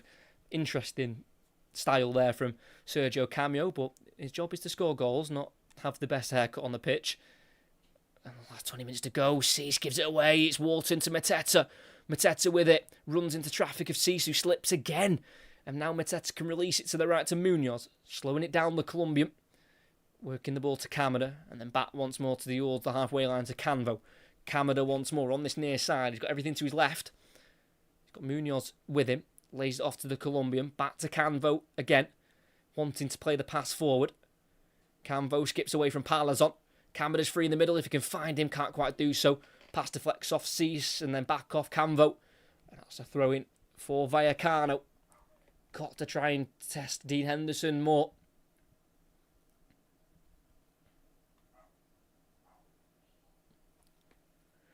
Throw in with Pep Chavarria, who can clear it as he got to the return ball, but it's only as far as Walton, who heads it forward. Pino now out wide right to Sarr, who's had a pretty quiet night. He can't quite get away from the Vallecano defenders as Munoz catches Diaz on the edge of the area, and that's a free kick for Vallecano.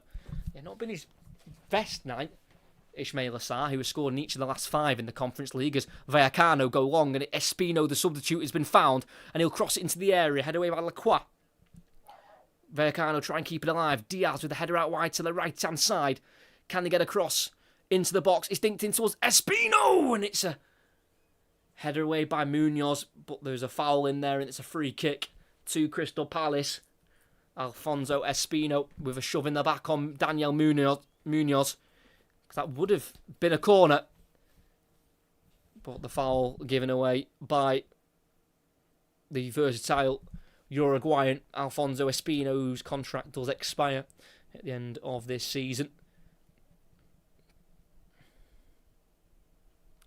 He hadn't started any of the previous 7 in the Conference League, Espino, before that start in the second leg against Strasbourg for Vallecano, very experienced player, 34 years of age now, been in and playing in Spain for well over 7 years. As the header drops to Pino. Here's Ismail Assar in the box. The touch isn't great. He's been tackled. Munoz tries to keep it alive, but he can't win the free kick in the breaks on for Vallecano. Palazon on the ball. He's got options to his right. Lays it off once more, then helped on once more. Then into the middle. The right back, Rayo on the ball. Towards the final third. Into the box it goes, but the pass can't find the runner Cameo. Of Cameo. And it's a goal kick for Crystal Palace. Just struggling to find that ball in the final third. Vallecano. That free kick from Yeremy Pino is outrageous. Off the inside of one post, then off the inside of the other post, and then eventually dealt with by Vallecano in the end. Remains 1-0. A very nervy 1-0 for these Crystal Palace supporters, who have won just 6 trophies in their career, 2 second-tier titles, a third-tier title, a FA Cup and a Community Shield within that as well. Played forward by Lacroix, looking for Mateta. Still no substitutions yet from Oliver Glasner, as we've just ticked over the 73rd minute of the game.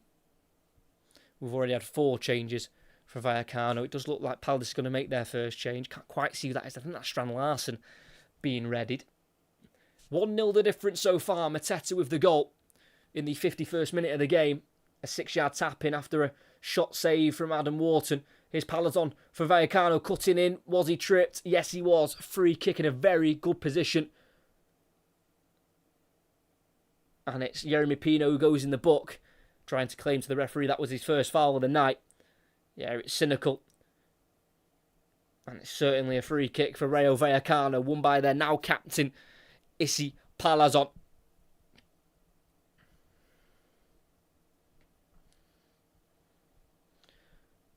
And that Palazon is left-footed, and this is just to the right side of the middle of the pitch. So again, the angle probably suits a left-footer. Yeremy Pino being directed away from the scene of his foul as Vallecano set up the free kick.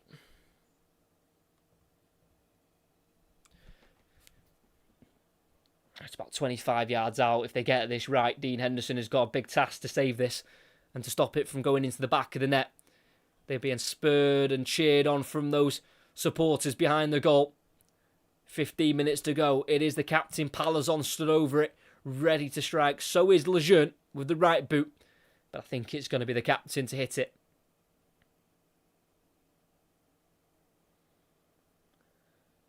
A deep breath out. Palazon over the wall and over the crossbar. And a goal kick for Crystal Palace. Is not his best strike there from Issy Palazon, who's got 38 goals for the club in his previous 268 appearances. He's been here since January 2020. And here comes the Crystal Palace change, the first of the night. The match winner, the legendary match winner, Jean-Philippe Mateta, in what could be his last game for the club. He was on the move in January but failed a medical at AC Milan.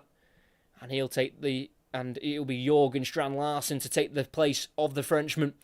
Strand Larsen brought in January for £48 million, a club record fee. He's got 3 goals for Crystal Palace, the Norwegian, since joining from Wolves. 2 of them in the Premier League against Burnley in their home defeat in the middle of February, then also 1 away at Spurs in the start of March. And also a goal in the Conference League. So 4 altogether, for Crystal Palace. That goal came against Shakhtar Donetsk in the first leg of the semi-final, when he made it 3-1 to give them a 2-goal lead going back to Selhurst Park. 14 minutes of the 90 to go. Certainly Vallecano dominating all the possession now. It's not really creating too much with it as the goalkeeper brings it towards kind of the midway point of his own half and then plays to the right to Lejeune. On once more to Palazon, takes the touch away from Kamada, who's been unbelievable tonight for Crystal Palace. Him and Wharton in that midfield too have bossed this game. As Vallecano try and work it out to this near side. And they find a pass to the left wing position. Espino with the pass, which can't quite reach a teammate. And it's deflected out for a throw-in for Vallecano. Could be taken by the left back of Chavarria as they make a fifth and final change here, Vallecano, and it will be the captain, Issy Palazon, who comes off for Ilias Akomak. On loan from Villarreal, he passes the captain's armband on to Pate Cis. But Akomak has just suffered with a bit of injury. He has missed the last 5 games with a muscle problem, but he's been able to get himself fit for the back end of this game. Ilias Akomak, the Moroccan who technically won AFCON, came off the bench in the final with Morocco. Of course, Morocco awarded that trophy, which has been appealed by Senegal and their football federation as it ceased towards the right-hand side. It's Mitchell with the tackle, deflects towards Lacroix on the edge of the box who can clear it. Header won by Lejeune, as far as Wharton who heads it forward to Strand Larsen. His touch is given away and Vallecano can try and attack down the right. Ratiu has been forced to go back and it deflects off Pino. And it's going to be thrown on the halfway line for Vallecano. In his final game for the club, the manager Inigo Perez, who will be joining Villarreal in the summer, already signed an agreement with the Spanish side to join them for the 2026-27 campaign. Here's the centre-back Mendy. It's a lifted ball out towards the right-hand side. It's Mitchell who's under it. His header isn't great, and it's picked up here for Vallecano. Can they strike? There's a chance. The angle's tight. The ball goes into the area, and it's cleared in the end convincingly by Mitchell as it's controlled and cleared by Pino towards Strand Larsen, who heads it on, but only as far as number 32, Nobel Mendy, who came off the bench for Vallecano, the loanee from Betis, who will be joining on a permanent deal in the summer. And it's played forward by the goalkeeper. It's well controlled, and Vallecano can attack again. Cameo, he's got an option to his left. Cameo gets into the box and then flees it to the left-hand side. Ball goes into the area. It's cleared as far as Diaz, who can't quite get out of his feet, and volleyed up into the air by Riyad. And now Vallecano is starting to stamp their authority on this game. On the far side with Cis. Cameo. Lejeune, everyone behind the ball for Palace. Here's Cis. Ratiu, the right back. Back into Cis again. Into a more central position with Lejeune. From afar, he's going to go for a shot. And I don't know what he's doing there. Stupidity. And probably a bit of tiredness there from Florian Lejeune, who from about 40 yards out thought the best chance to get back in the game was to shoot. Not too sure about that myself. And he went about 5 yards wide. No worries for Dean Henderson as Crystal Palace are going to ready their second change of the game. It's going to be Evan Gasson to come on for the number 10, Yeremy Pino, who almost scored in the final. That free kick cannoning off both posts. But he is in the World Cup squad for Spain.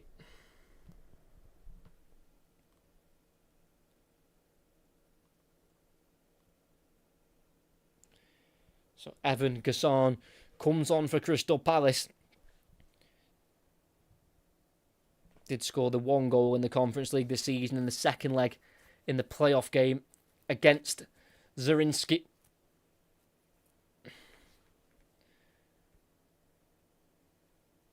As Alimau can't quite get there. Header Lacroix, who can only poke it out for a throw-in for Vallecano. Less than 10 minutes of the 90 to go. Crystal Palace holding on to their 1 goal lead. Lejeune, ball forward. Can they try and advance? He's surrounded by Palace shirts and it's been lost out. And Palace have it back with Chadi Riyad. One back though by Pedro Diaz. That's brilliant play. Akomak was the one who lost out. And here he is again, the Moroccan. Akomak trying to lift it down the right-hand side. Comes off Mitchell. Throwing. Perez, again, not happy with that long ball down the channel. Wants to try and keep it simple if possible. Lejeune. In the centre circle. 5 yards to his left to Mendy, who enters the Palace half. Returns the ball to Lejeune. They try the right side now with Cis. Almost joined in as a back 3 now. Akomak turns away from Riyad, then pulled back with the shirt. And that's going to be a free kick for Vallecano. 2 Moroccans battling away there. Akomak winning the battle this time on Chadi Riyad. Pulled the shirt from the Palace 34, knowing he'd been beaten by his man.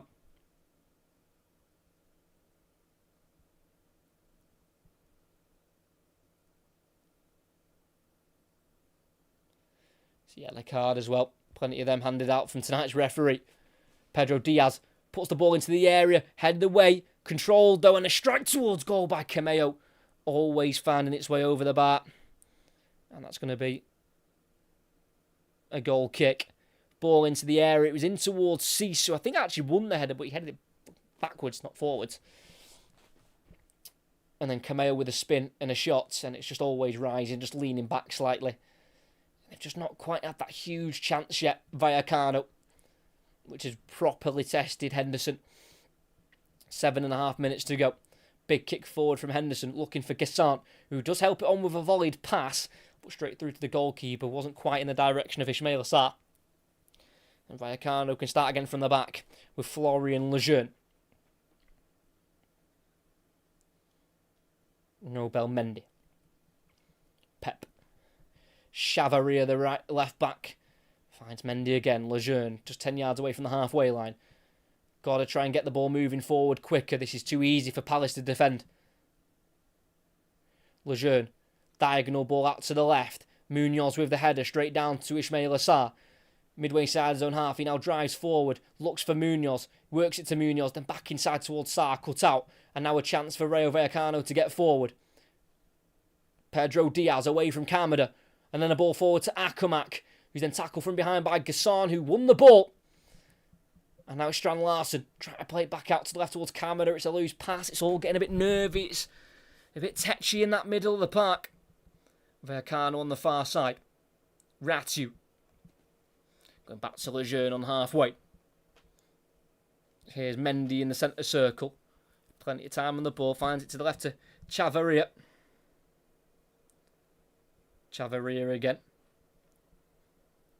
To Mendy on the halfway line. They've got to start playing the ball forward. Lejeune. Ratu, the right back. Driving inside. Poking it forward to Cease. Poor touch. One back by Wharton. Strand Larsen then wins the free kick on Mendy, who gets booked for the foul.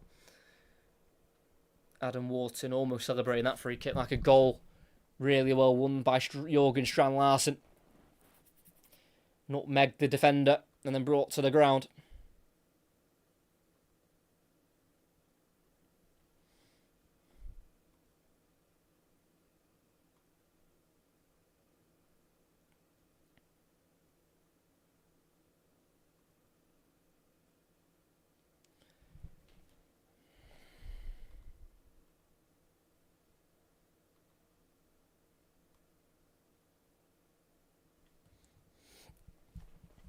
Palace plays short.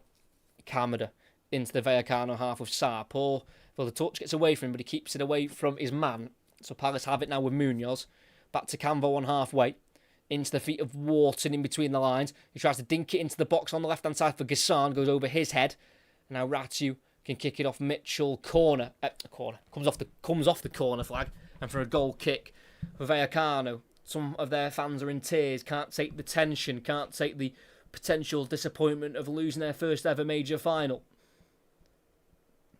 Bataya, the goalkeeper, is going to go long.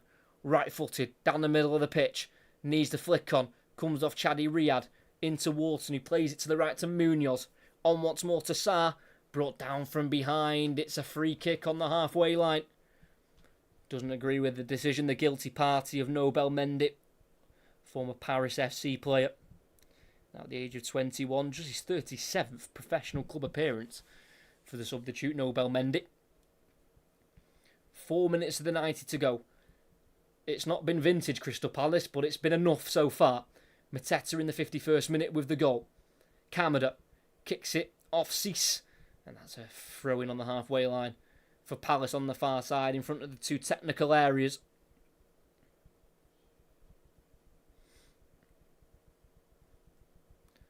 It's going to be taken by number 3, Tyreek Mitchell. Down the line it goes. Cease clears it forward. Ratu doesn't keep it in. And that's another throw-in for Crystal Palace. You can see the desperation starting to come into the Vallecano players as their fans continue to sing and try and suck that ball into the back of the net. Lejeune gets there at Strand Larsen, but then kicks it off the chest of Mitchell, but straight into Cease, who works it to Chavaria. And now there's a chance to try and build from the back. Pedro Diaz with it in the midfield for Vallecano. Looking out towards the right-hand side. Plays a pass to Akumak.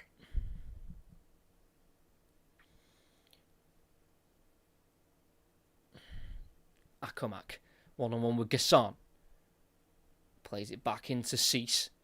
Gets away from Kamada. Well, he almost got away from Kamada, but he pushed to the ground. Free kick on the far side for Vallecano. A chance potentially to put it in the box. We've got to start doing something in that 18-yard area. Vallecano. Third captain of the night, Patty Cease. With the armband being brought to the ground. And they're going to set this up to deliver it into the area. Going to be taken by the number 4, Pedro Diaz.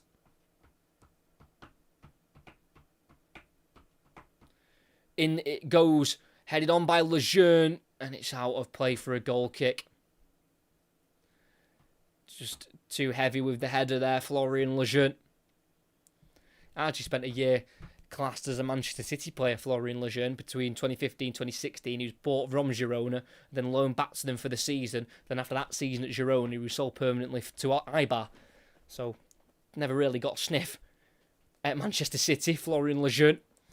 As they can see, the trophy in their sights, Crystal Palace. Less than 2 minutes of the 90. Long ball headed on by Munoz. Strand Larsen in a right wing position.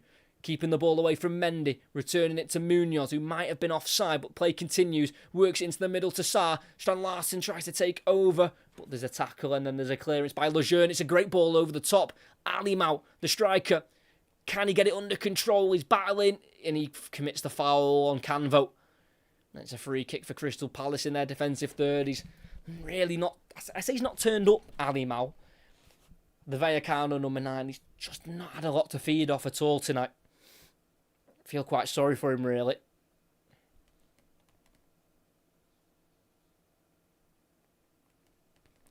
There is still time for Vallecano. They're just not creating anything to really suggest that anything will happen, but it's a cup final. Anything can happen.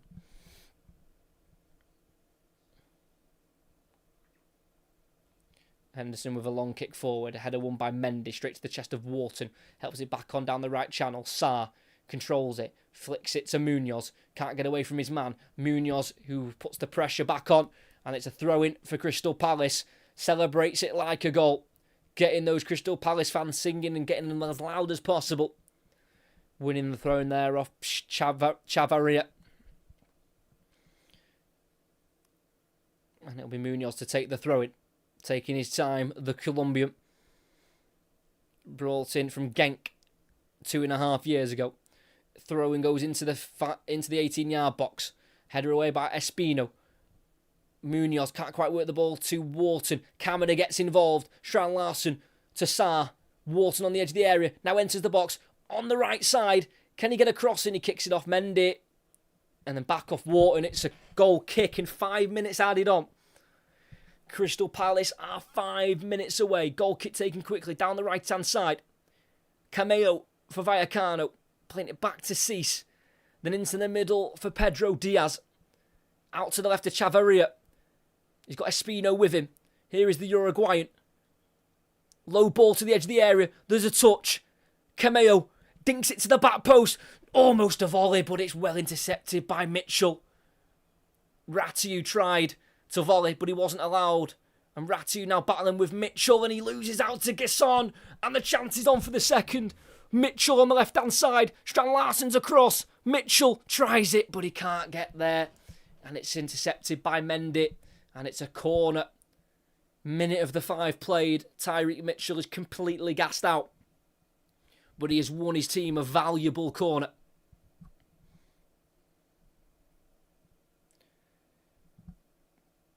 He intercepted the cross at one end and then won his team a corner at the other. Because Andre Ratiu was about to completely wrap that with his right boot on the volley. And that clock continues to tick.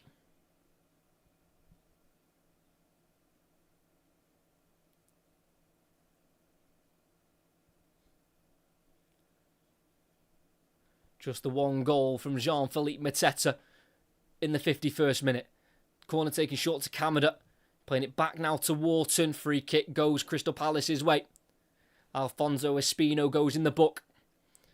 I think Kamada, for me, has been my man of the match. I think him alongside Wharton, they've both been incredible in that midfield.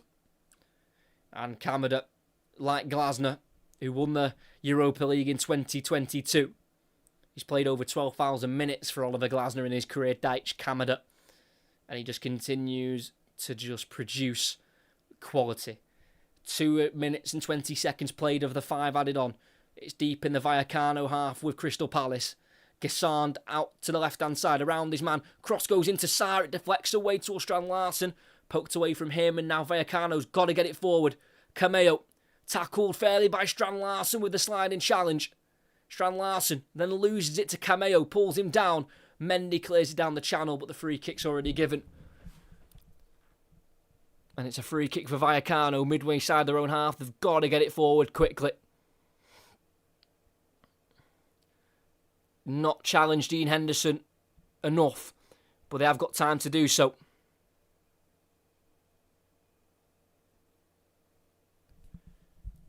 The ball's going to go long. Up it goes towards the edge of the 18-yard box. Mendy tries to head it on, but he can't.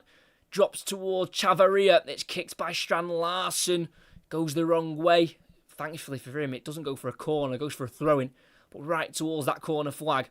Espino, the Uruguayan substitute, is going to throw it in as long as he can. To the near post. In it goes. Lacroix wins the header. Straight to Diaz. Controls it. Strikes it. What on earth is he doing? And it's a goal kick. That is a completely balmy decision from Pedro Diaz. What on earth is he doing? About 35, 40 yards out. Decides to shoot instead of just putting the ball into the area. That is just unforgivable stuff.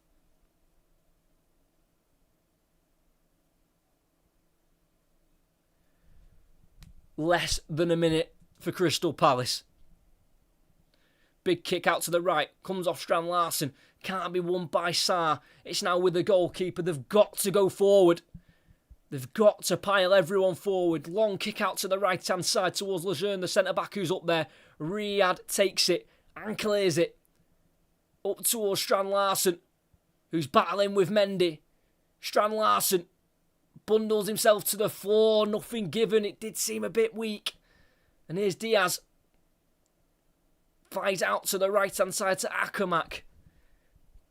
They've got to get it in the box. Back it goes to Cease. Diagonal switch towards the edge of the area. Animal just in and strikes in and he drags it wide. That has got to be it for Crystal Palace. Potentially Vallecano's biggest chance of the night comes right at the end to the man they would have wanted it to land to. He had time to chest it on the edge of the box, but he's completely rushed the finish. A rush of blood to the head, shinned it wide, dragged it wide. And Crystal Palace are potentially a goal kick away from European glory. Up it goes into the air, and Crystal Palace are European champions. In their debut year in Europe, they have conquered the European challenge.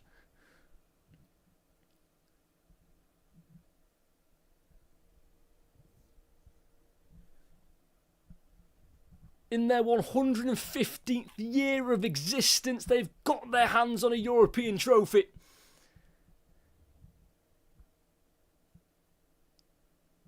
Three trophies in a year.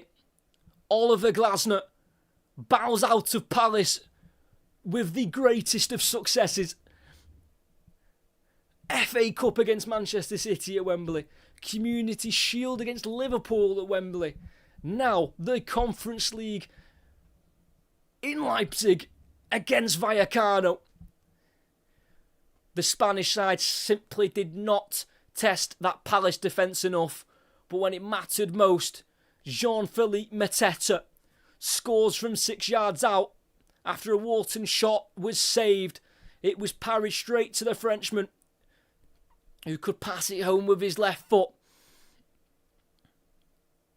into the centre of the goal. Complete devastation for those Rayo Vallecano supporters who will be without European football next season, failing to do so through La Liga and now failing to do so after losing this Conference League final. But for Crystal Palace, it's a European trophy. It's a Europa League campaign for next season. And I feel like the only missing piece for Palace will be the fact it'll be done without Oliver Glasner.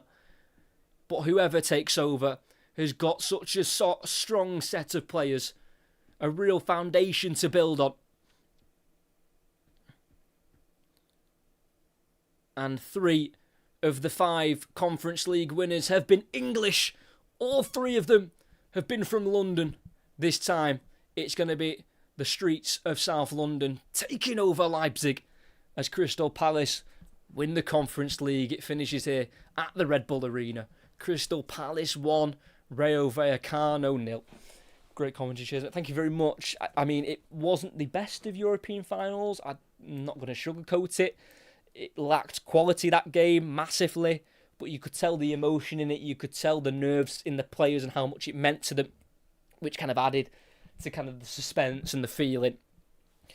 But the one moment where there was real quality, Crystal Palace took it and scored from it. I mean, Adam Wharton received it, I think, just inside his own half and was just able to drive forward to the edge of the box. No one was closing him down. He had the fierce strike towards goal. It was palmed out straight to Mateta 6 yards out. He was able to just put the ball into the back of the net left-footed.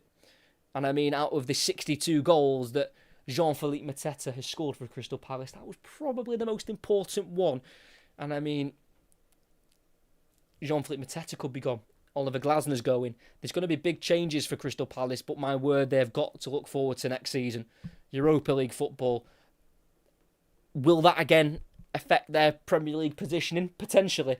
Because they finished 15th this season, which they won't like and they won't think that's good enough. But when you put your focuses elsewhere and they come off and then you win the trophies that you're going after, like the Conference League, you can forgive a 15th place finish. That is for sure. I mean, those Rayo Vallecano players and staff and fans are in complete despair. Tears everywhere you look. They know how close they were. To lose 1-0 as well is so agonising. Because, of course, they'll be losing their manager as well into next season, Inigo Perez, who's already agreed to join Villarreal.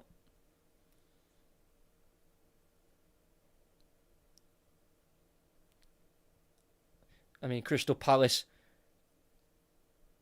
are saying that Oliver Glasner is the greatest they've ever had. If that was ever a doubt before tonight, I think that has been cemented as a fact. Some of the fans want a statue of him outside the ground. I mean, before he came into the club, they'd never won a major trophy. Now they've got 3 in the space of a year. That cannot be underestimated. It simply cannot be by anyone. To think where Crystal Palace were 10, 15 years ago, kind of lingering between the Championship with promotion via playoffs to then also getting into the Premier League and kind of staying in there and not exactly showing themselves to be a force, but then bringing in an elite manager. This is what happened when you bring in elite managers, because that is what Glasner is, and that's what he was before he came here. Won the Europa League with Eintracht Frankfurt in a time where the Europa League had Champions League teams dropping in to the Europa League. I mean, in that run to win the Europa League, Oliver Glasner had to go and beat Barcelona in a knockout game. So this is just what happens when you bring the right people in. And in fairness, Crystal Palace demanded this from their board, demanded this from the owners, that things needed to change. Roy Hodgson's not sticking around forever, even though he keeps finding jobs to carry on managing.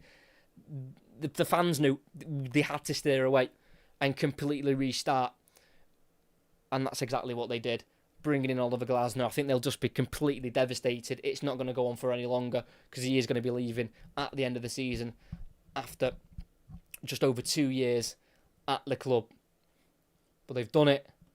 They are European champions for the first time in their first ever European campaign. What a time to be a Crystal Palace supporter, a Crystal Palace player, a Crystal Palace member of staff. What a night. What a moment. And it's a very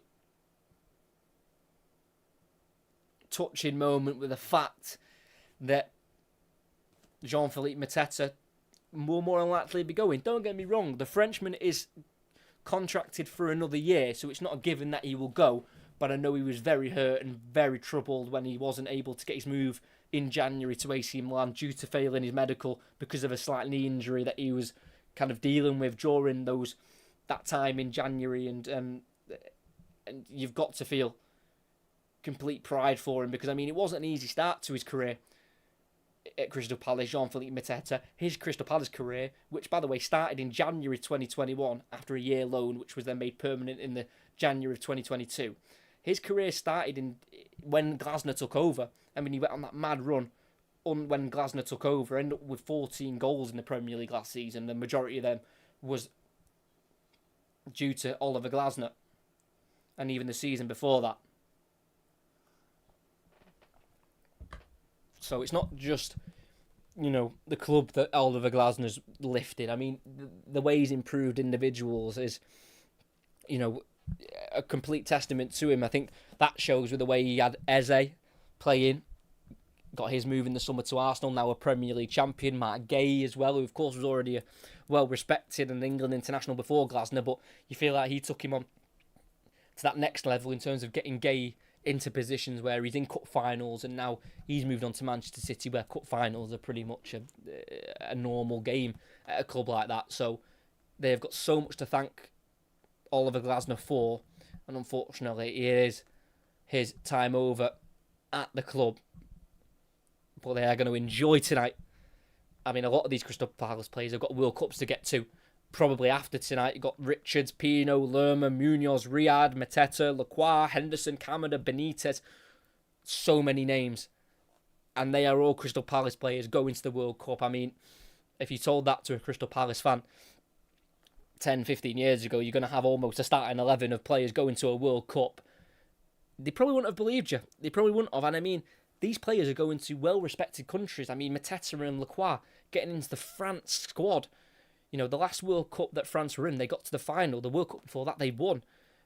This is a seriously well-built Crystal Palace team. And I mean, it will be quite fitting if Andoni Iraola does take over Crystal Palace, because Andoni Iraola made his name at Rayo Vallecano.